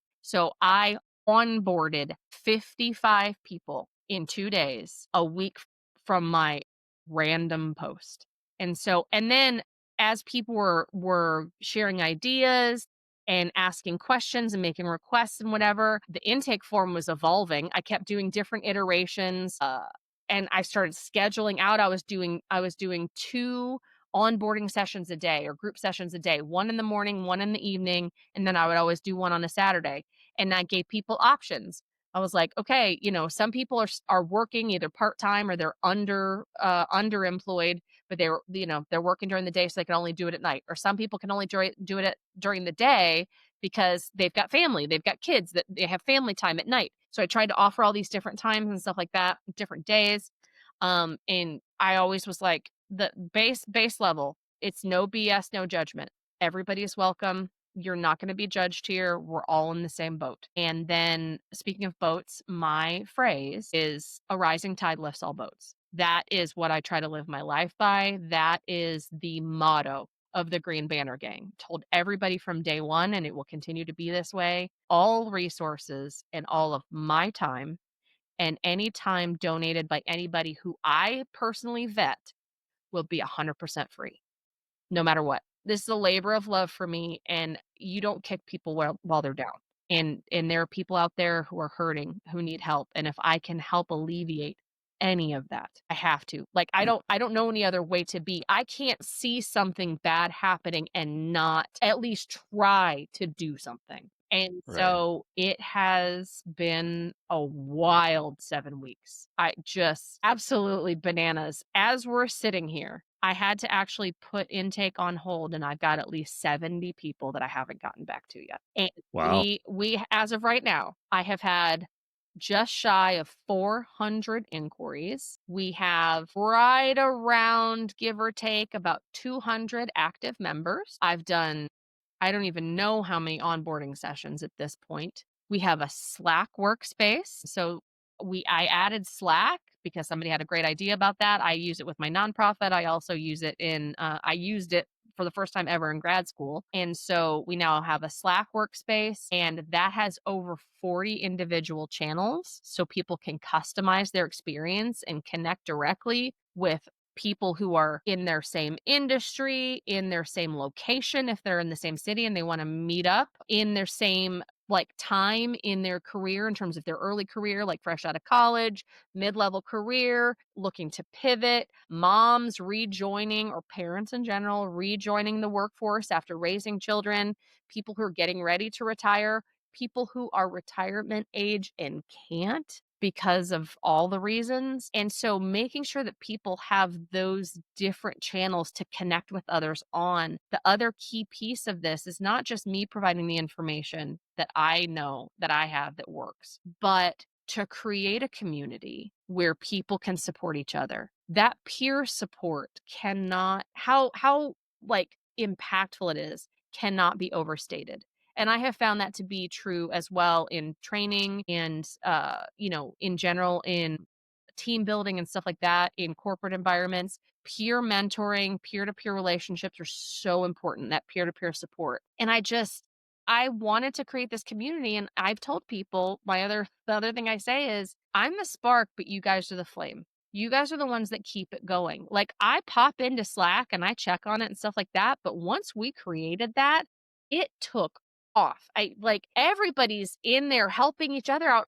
I've got HR people in there, recruiters, headhunters that are out of work right now. Cause let me just tell you how crazy competitive that market is. And they're sitting there helping people rewrite their resumes and stuff like that. Different industries. We've got, by the way, 9 different countries that I'm aware of right now. I didn't initially capture location when I onboarded the first 200. So I'm going to go back just for data purposes because I am a data dork. For data purposes, I'm going to go back and send a thing back out to all the current members and capture their locations because I want to know how many countries we're in total. Right now, it's at least 9 countries. So, and that reminds me, there's a member out there who recently joined, and I have to record the next onboarding session and send her the recording in Singapore because the time difference is such that no matter what time I do that's relatively normal in the US, it's way off for her. So I said, "Can I just send you the recording with the handouts and the sample resumes and everything just as attachment?" She was like, "Oh my God, would you do that? That would be so wonderful." I was like, "Yeah, totally. And now I have a Zoom account. I paid for Zoom because I'm a talker. Nobody's surprised. And so we go a little longer than an hour, most sessions. Um, but yeah, it's been a wild ride and it's wonderful and fabulous and I love it. I love it. I love every second of it.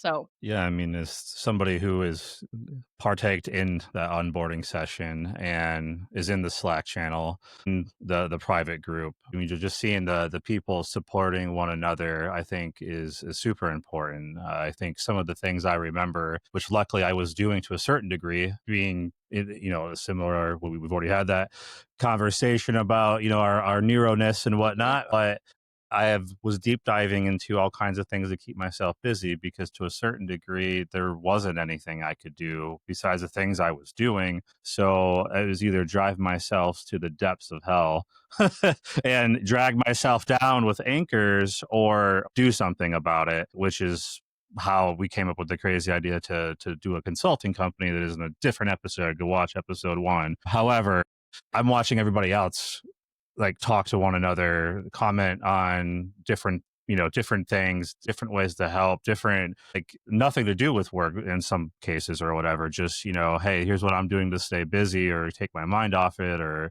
all these really important things that come along with just the space we find ourselves in. I think when we look back at this time frame, there will be a couple of things that I can already see that would be a positive. None of the stuff that we're talking about right now is positive, but one of the things of like you mentioned of what you have to do now is basically you become an artist of how to get a job, because there's so many different hoops and so many different things and algorithms, and make this material or rewrite it this way, or I don't know, start a podcast or right? whatever you got to do to be seen and heard. You have to do way more things than I think 2 years ago when I left a previous job. I had 20 interviews in a month. I had 5 in one day. It was nothing for me to get Yeah, an interview. It was like, oh, okay, it'll be fine. I'll be back in the market. And wow, I'm horribly surprised at what everybody's going through. The credentials on this podcast, on this recording, are wild.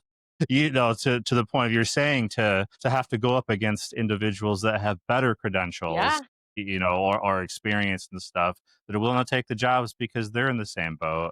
Like, I feel for those people that cannot, that they don't know that they have worked their way through their life the way that they have, and then now they find themselves in the most competitive space we probably, at least in my career, I have ever seen. And it's fearful to a certain degree, and like you said, there's some people that are out there that are in way worse shape. yeah, So I am super happy to see somebody do something, like, just, you're helping in your own free time with your own hours of your day while you're doing your own search, putting your own money into some of these things, as you've mentioned.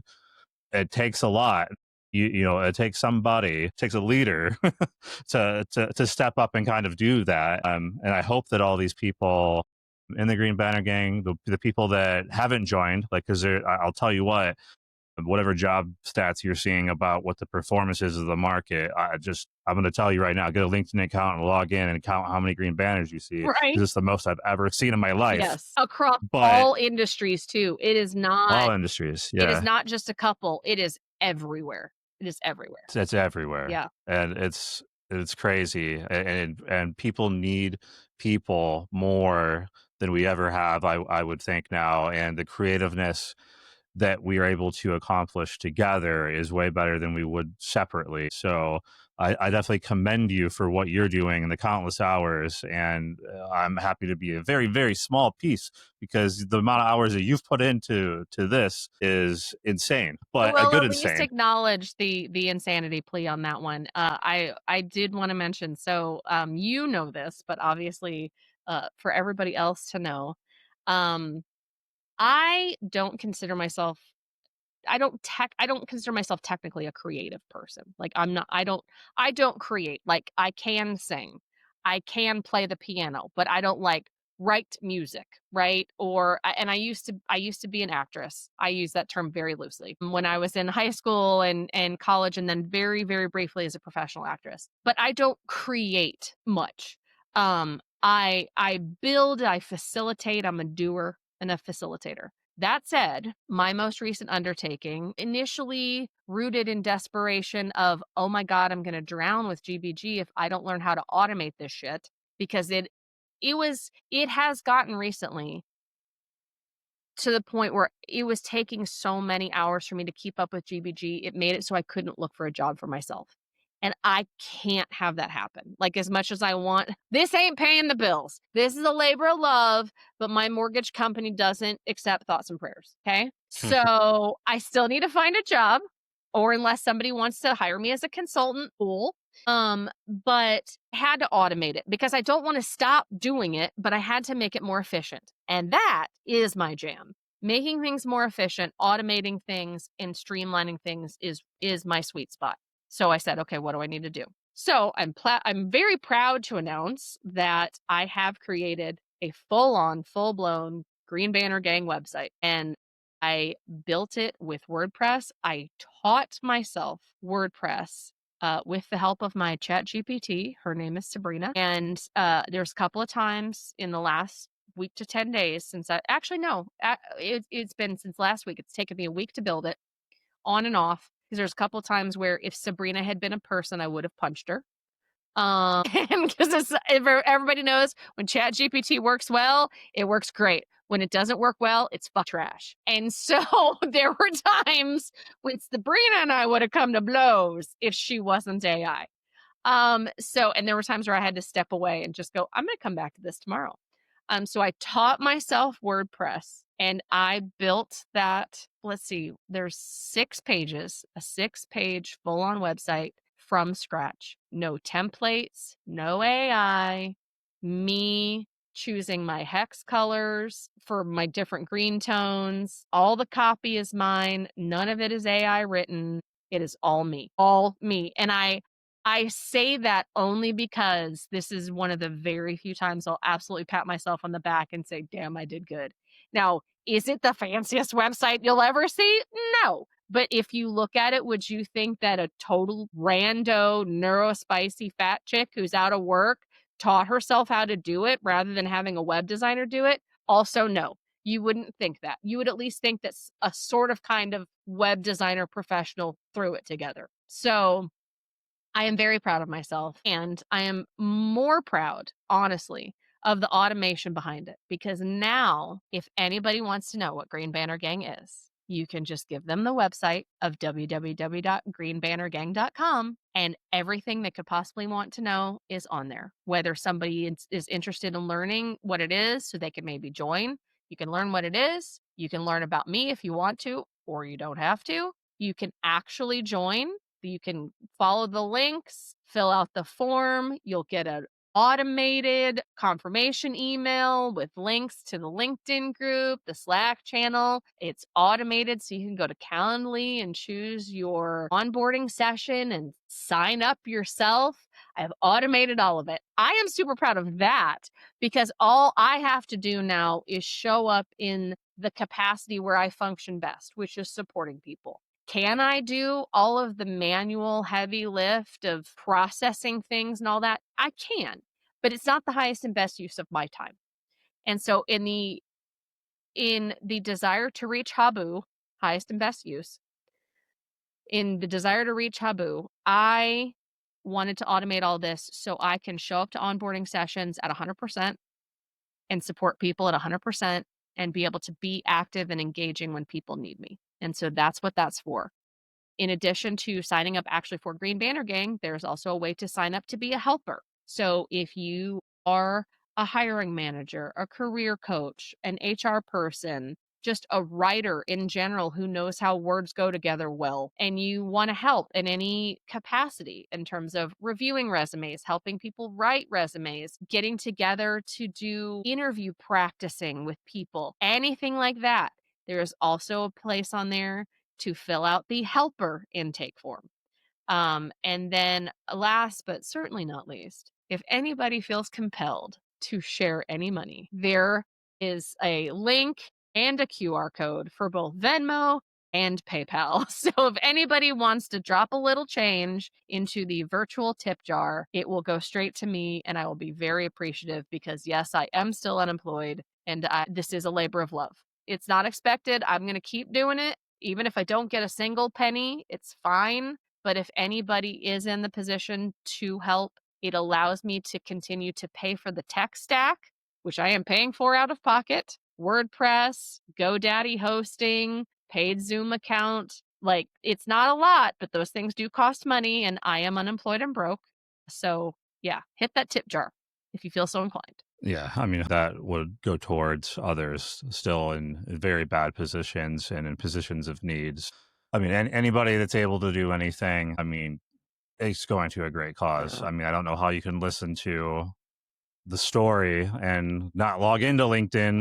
I mean, you'd have to be an ostrich at this point to not know what's going on in the world, I think. But this is a story of somebody who actually is doing something, right? So that's why I asked you, I don't know, a few weeks back, Mhm. I don't even remember what it was now, to say, hey, I'm going to do this podcast. I would like this to be one of the first podcasts that we're doing. I had an idea for the first podcast because that was one of the crazy ideas we had, to do a marketing segment for our business. But then I was like, how can I find others to do, stories and whatnot? And this story was the story, being at the time, like as of this recording, I have a green banner on. Mhm. I was trying to get a job. I'm still not necessarily not trying to get a job, but I understand everything that everybody's going through because I put myself in those positions. I got excited about the interviews and then went into the interview and I'm like, wow, that was not what I thought it was, or whatever it might be. Yep. It's a whole different world. So It getting definitely people is. prepared. Yeah. Well, Yeah. and the thing is too, what I have found as well, and I think that you and I have talked about this separately, is trying to find something to pour yourself into Yeah. or to, distract yourself or fill your time or whatever it is necessary. It is absolutely necessary. If you're looking for a job right now, it's when we do onboarding sessions, the very first thing I talk about is mindset.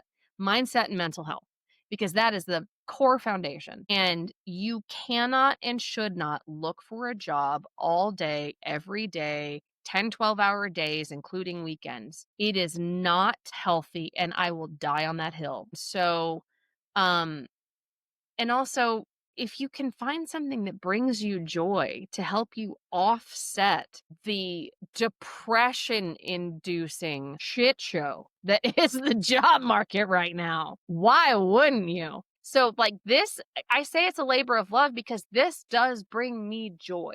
We have now had 7 people in 7 weeks graduate from the Green Banner Gang because they have found a job. And 3 out of that 7 specifically asked if they were allowed to stay in the group because they wanna help others. Of course you can! Like, they wanna stay connected to people and help with resumes and help, like, connect them networking and stuff like that. I mean, that's amazing. One thing I didn't mention is, I say a rising tide lifts all boats. I heard that phrase like 3, 4 years ago on a job, and I added to it. And so my full phrase is a rising tide lifts all boats, and I don't want to sail this river alone. For me, and you've heard me say this because I say it in the onboarding session, success is only as sweet as the people you share it with. I get a front row seat to people's lives changing for the better. I don't know what gets better than that.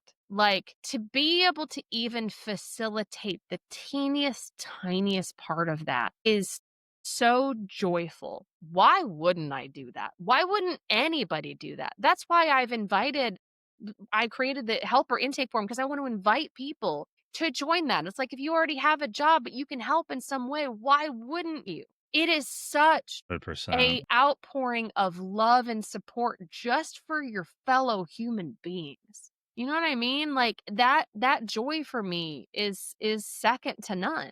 And so, yeah, why wouldn't you do that? That's why I want people to know about this. It's not about me. It's about us. It's about elevating each other. And I have a lot of isms, a lot of Rachel isms. I say you can't pour from an empty cup.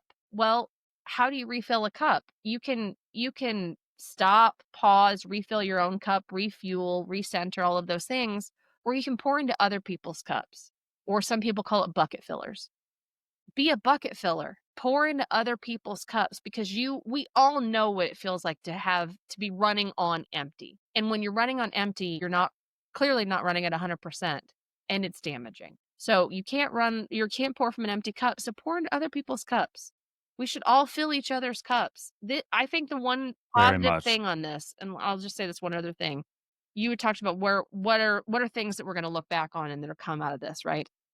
When it comes to the economy, the job market, the government, all of that kind of stuff, there's always the pendulum that swings, and you always go from one extreme to the other. And when we're in the middle, somewhere in that middle is always kind of the sweet spot. It's the good years that people don't notice until we're no longer in them anymore. And so I Right. feel like we're over on one side, right? It's gonna start to swing the other way. It just has to. Everything in life is cyclical. It will swing. But until then, there are a lot of people hurting right now. And so I would like to think that when we get through this and we're in that good year period again, that we look back on it and the takeaway is that humanity and community rise above all else. Like that is the way to weather any storm, is to embrace and respect and support your fellow human being, period. Period. Like, I hope it's as simple as that. I'm already taking that away from my experience, and I hope desperately that other people come to that same conclusion and look back on this as, "Holy shit, I'm so glad we got through it, but wow, I will live my life differently going forward." I think that's best case. And I hope that, I mean, my experience of humanity over the last few years, and especially now, I hope for that. As Yeah, somebody who me needs too. human connection myself, so or at least surround yourself with those individuals. They do exist. You just got to find them. Yeah. They're out Well, there. you build your own crowd. Friends are the family you choose and all that. So, you find your peoples. Like-minded. Yep. I mean, you surround yourself with those that you want. You want to be known for, respected, liked, all of those things. But uh, yeah, I'm going to leave it at that because again, it's another whole episode for That's a whole sure. other episode for sure. For sure.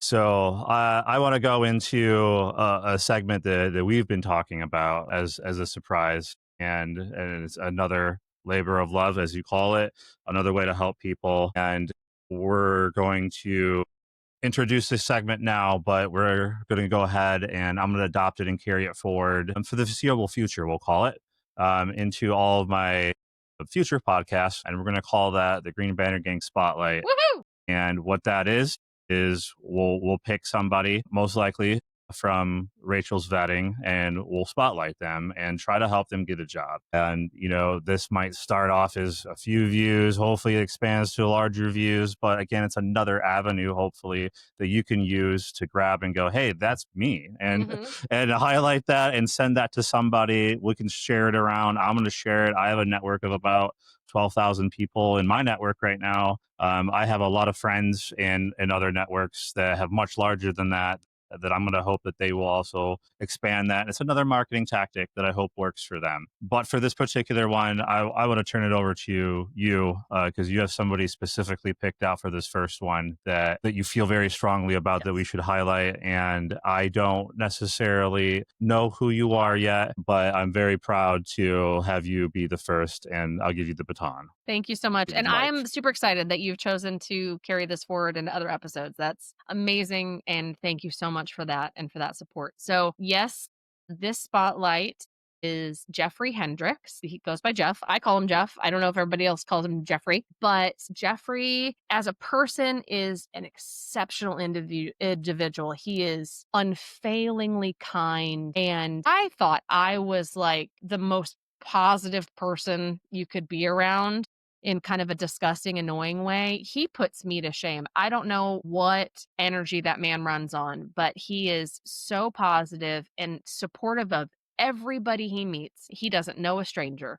And that's no surprise then that what he specializes in is retail merchandising. He is all about the customer and the customer experience, right? So he has over 25 years of retail merchandise planning. He lists himself as a passionate professional, senior level retail merchandise planner. He's done everything from brick and mortar to e commerce. In terms of his tech stack, Oracle Answers, SAP BI, Compass, MicroStrategy, Dart. I don't know what any of those are, but I'm sure they're super relevant in the merchandising space. Um, and omni-channel, let's see, experience driving more than 130 different business categories in an omni-channel environment. That sounds impressive. So he has done everything across all facets: merchandise planning, financial planning, open to buy management, assortment planning, demand planning, performance analysis, data mining, you name it, he has done it. This man is brilliant. He has worked for some of the biggest merchandising names out there. I know he is actively, fingers crossed, interviewing with Nike right now. So, and he's been killing it. This man gets up at 4:30 every morning and texts me good morning.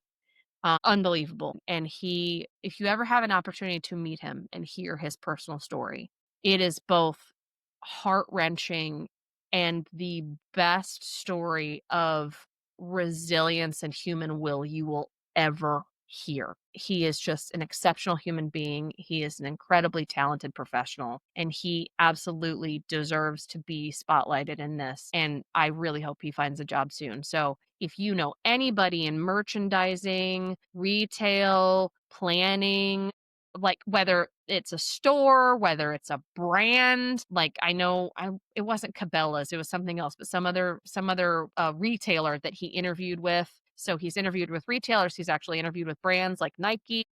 Shoe Carnival was one of them. So he has the whole pack of goods and he can do it all. So if you are in that space, if you know anybody in that space, you can reach out to me. I'll make the introduction. You can also find him. He comments on every single one of my posts. He's not hard to track because he's so amazing and wonderful and kind.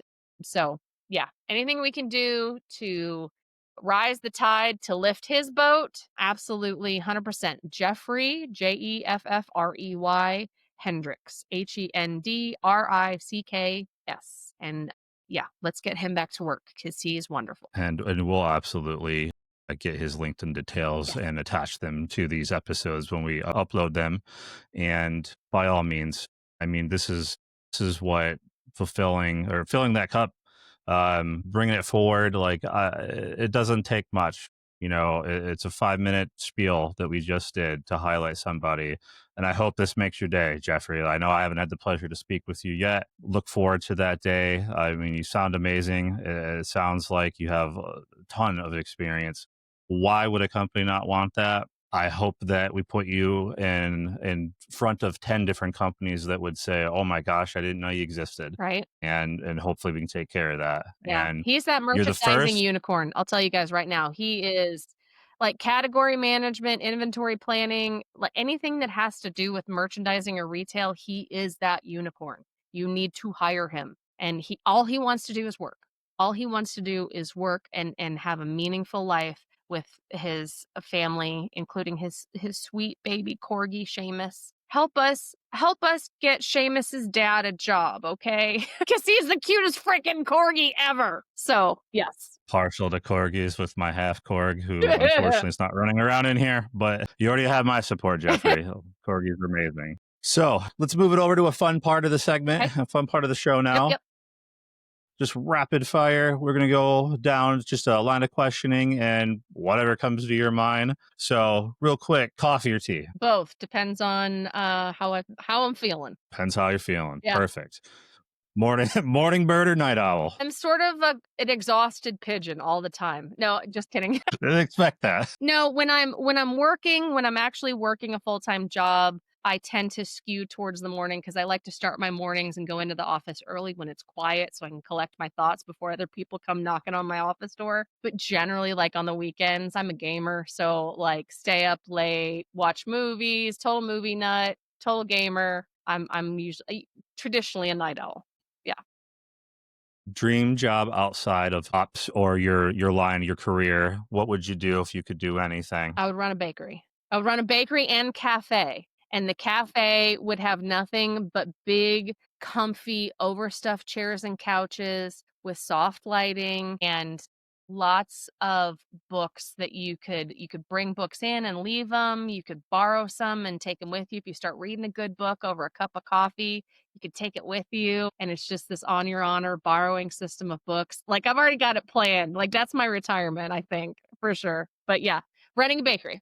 Final answer. Perfect.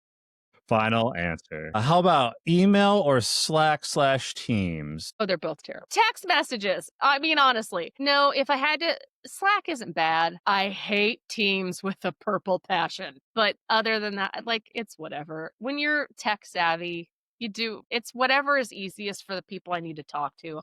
I'm flexible. I can pivot. Just want to make sure people heard that she is flexible. She will adapt to Teams I as will needed. adapt to the needs of my staff. Yes, I will. Dashboards or sticky notes? Sticky notes.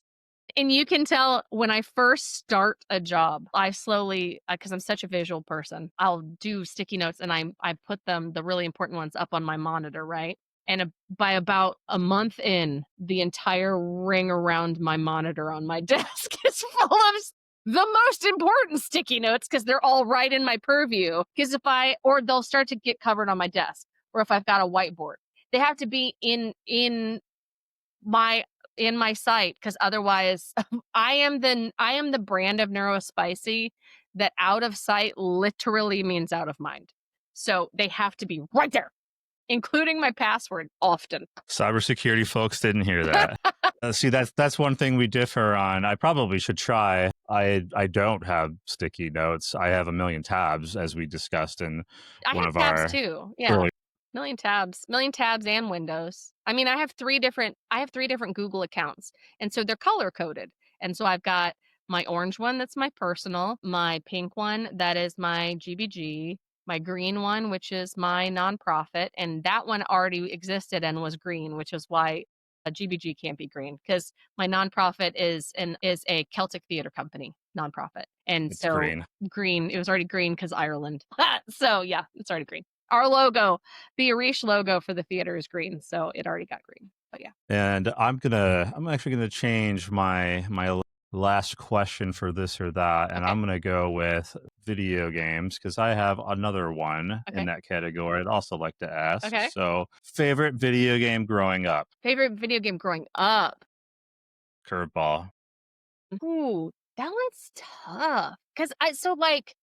I'm a Gen Xer, so I'm a big, like, old school original Super Mario Brothers. But before that, I will say um my first venture into the gaming world, and I have not found a way to recreate this, was Burger Time on Atari. Absolute base level, most like boring 8-bit Atari. Burger Time was it for me. And I think I have I can't remember if I ended up getting the new like reboot Atari or whatever. Or maybe I saw it and I didn't buy it, but I think Burger Time is on that one. And so if I could ever find a way to be able to play that again, even just once, like even just for like an afternoon, if I found like an arcade that had it, like where I could just go play, that would just make my inner child so happy. Because my grandfather had an Atari. That was the first time I got introduced to gaming because my grandfather had an Atari. So when I went and visited them, my grandparents, I got to play. So yeah. And surprisingly, like my first experience was also an Atari. Mhm. I think I talked about it on the very first episode of what my experience was versus what my love. You mentioned it earlier. My first experience actually was playing Pong on the Atari, and then With the little my answer spinny was, rotating thing rather than the joystick as a young kid, I'm like, why is paddle? the ball square? And what else can I do with it? but when we got a Nintendo and we got Mario, and then when I got the Super Nintendo is really where it came into play with the Yoshi that's now appeared twice on 2 Yes. episodes. I will say Super I've Mario been Brothers along 2. Super Mario Brothers 2, out of all of them, I would say 2 is wait, is that the one where you can also put the raccoon hat on and fly? 3. That's 3, okay. But 2 2 was the is Yoshi, wildly right? reskinned one. Which one is Super Mario World was Yoshi on Super Nintendo. the 2 is the one with Princess Peach and you can pull up the Yep. radishes. Yeah, the Wow! I reskin can't believe that came back into my brain. People are screaming at this right now, and you're all right. As I sit here with my background on this PC is towed like with a golf club because I'm sitting out in my golf simulator recording. Okay, and let me just say, first of all, you just about made me choke when you said, "Why is the ball square?" Yeah, That is the most neuro spicy thing I've ever heard anybody say. I'd have to think about how old I was, but I was just like, what in I'm sure the? very young, and the fact that that occurred to you is so brilliant. Um, so I'm gonna ask you a question, Mr. Host. What is your favorite video game now? Because to bring it full circle, Pong was your first intro to gaming, and you liked Super Mario Brothers, or Super Mario Brothers World with Yoshi. What do you play now, or what have you played most recently? Yeah, that's going to be an unfortunate letdown in terms of what do I play now because I surprisingly don't have a lot of time. So if I do play anything now, it's normally with my stepdaughter, and again, it's a Mario game. We're playing the new Mario Kart Oh, the newest, yeah. on the Switch too. But if I had time, maybe is a better way to answer that. I think I've missed so much in the last few years. Probably a good story game. The Uncharted's, I think we had a conversation Yep. about that. Those are Uncharted amazing. is very good. Highly recommend. Got to play a lot of those. I think I recommended God of War. I don't think I've actually played the new God of War and I own it. So that would be my answer. Yeah. Because God of War just taps my, like, why do I want to play this? I want to learn all of the mythology stuff. And all the stories that they write for those games are great. And then you just get to, you get to slash people and stuff and, That too. go Well, through and it. it's also like quest driven, right? So there's that completion aspect For of it that really taps into the neurodivergent brain. So with that, because you like to learn the whole backstory and like the mythology and the history and whatever, highly recommend Assassin's Creed Valhalla, because there's a lot of, and I didn't realize this about Assassin's Creed in general, all of the Assassin's Creeds, but specifically Assassin's Creed Odyssey, which is ancient Rome, and then Assassin's Creed Valhalla, which is all the whole Norse mythology and everything, but it actually takes place in England. So much like true legitimate historical information there, and they had whole teams and historians that helped to develop those stories in ways that were respectful to like history and also specifically like Norse mythology and the gods and all that. So highly recommend that. That's what I'm playing right now. I'm on my second run through of AC Valhalla, and I hate that I'm pitching meta, but I do have a Quest 3. I do have a VR headset, and oh my god, I'm drawing a total blank on the game. It's this little mouse. Moss. Sorry, I asked my husband. He's in the next room. Moss. Moss. Moss. And it's so wonderful and cute, and I love it. And yes, I should. And but it's also fun. And like he has like a tiny little sword, and you get to control him, and it's awesome. I'm such a dork. I'm such a dork. You can tell I'm a dog lover. But the little mouse. Highly recommend. There's a lot of really good games if you're into VR. But you have to ease into it, because the first time I did VR, it totally made my head spin and I almost threw up because it made me motion sick. So take it easy. Ease into it. Very valid. Very valid. So with that, we'll go into our wrap up here, and very last question for you. And I think it's a good one, but what's a tip for leaders that you would recommend that if you're scaling fast, you don't want to lose teams, you want to keep them motivated, you want to keep them along the vision, you want to, make sure that you achieve a positive outcome. What's a tip that you would recommend? I have a feeling it might be a theme, but I'm going to lob it up to you.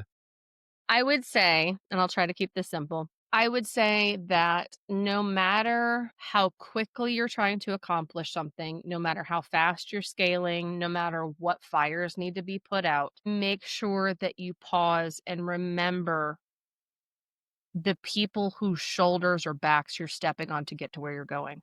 Because if you don't want to lose teams and you don't want things to break and you don't want to lose momentum, you have to remember to focus on your team. Those people are the nuts and bolts of your company. They're often the front line. They're the unsung heroes, and you have to respect their power, because so many leaders these days are lucky that more workers out there have not unionized and have not done mass walkouts and have not flexed their collective strength. And given the way things are going in the current climate, it's not a road you want to go down. And I say that as someone who interacted with the Teamsters for 18 months. It's not not a road you want to go down. Unionized Right. workers are a force to be reckoned with.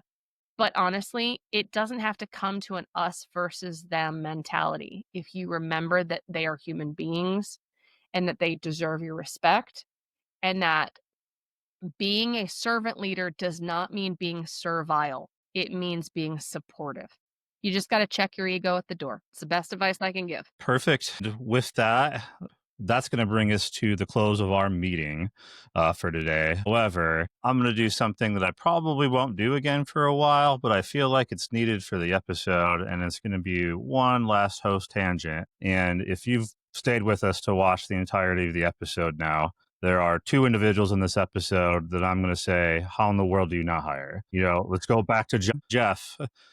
And I mean, look Jeff up. I mean, Jeff's got years of experience. If you could see his comments on everything, if you could see his text, or better yet, interview the guy and figure out that the guy is just genuine and everyone likes him that is around him, how do you not hire the guy? And then let's go over here, to our guest that's sitting right here, top to bottom, every topic that we're looking through now. Look at her LinkedIn.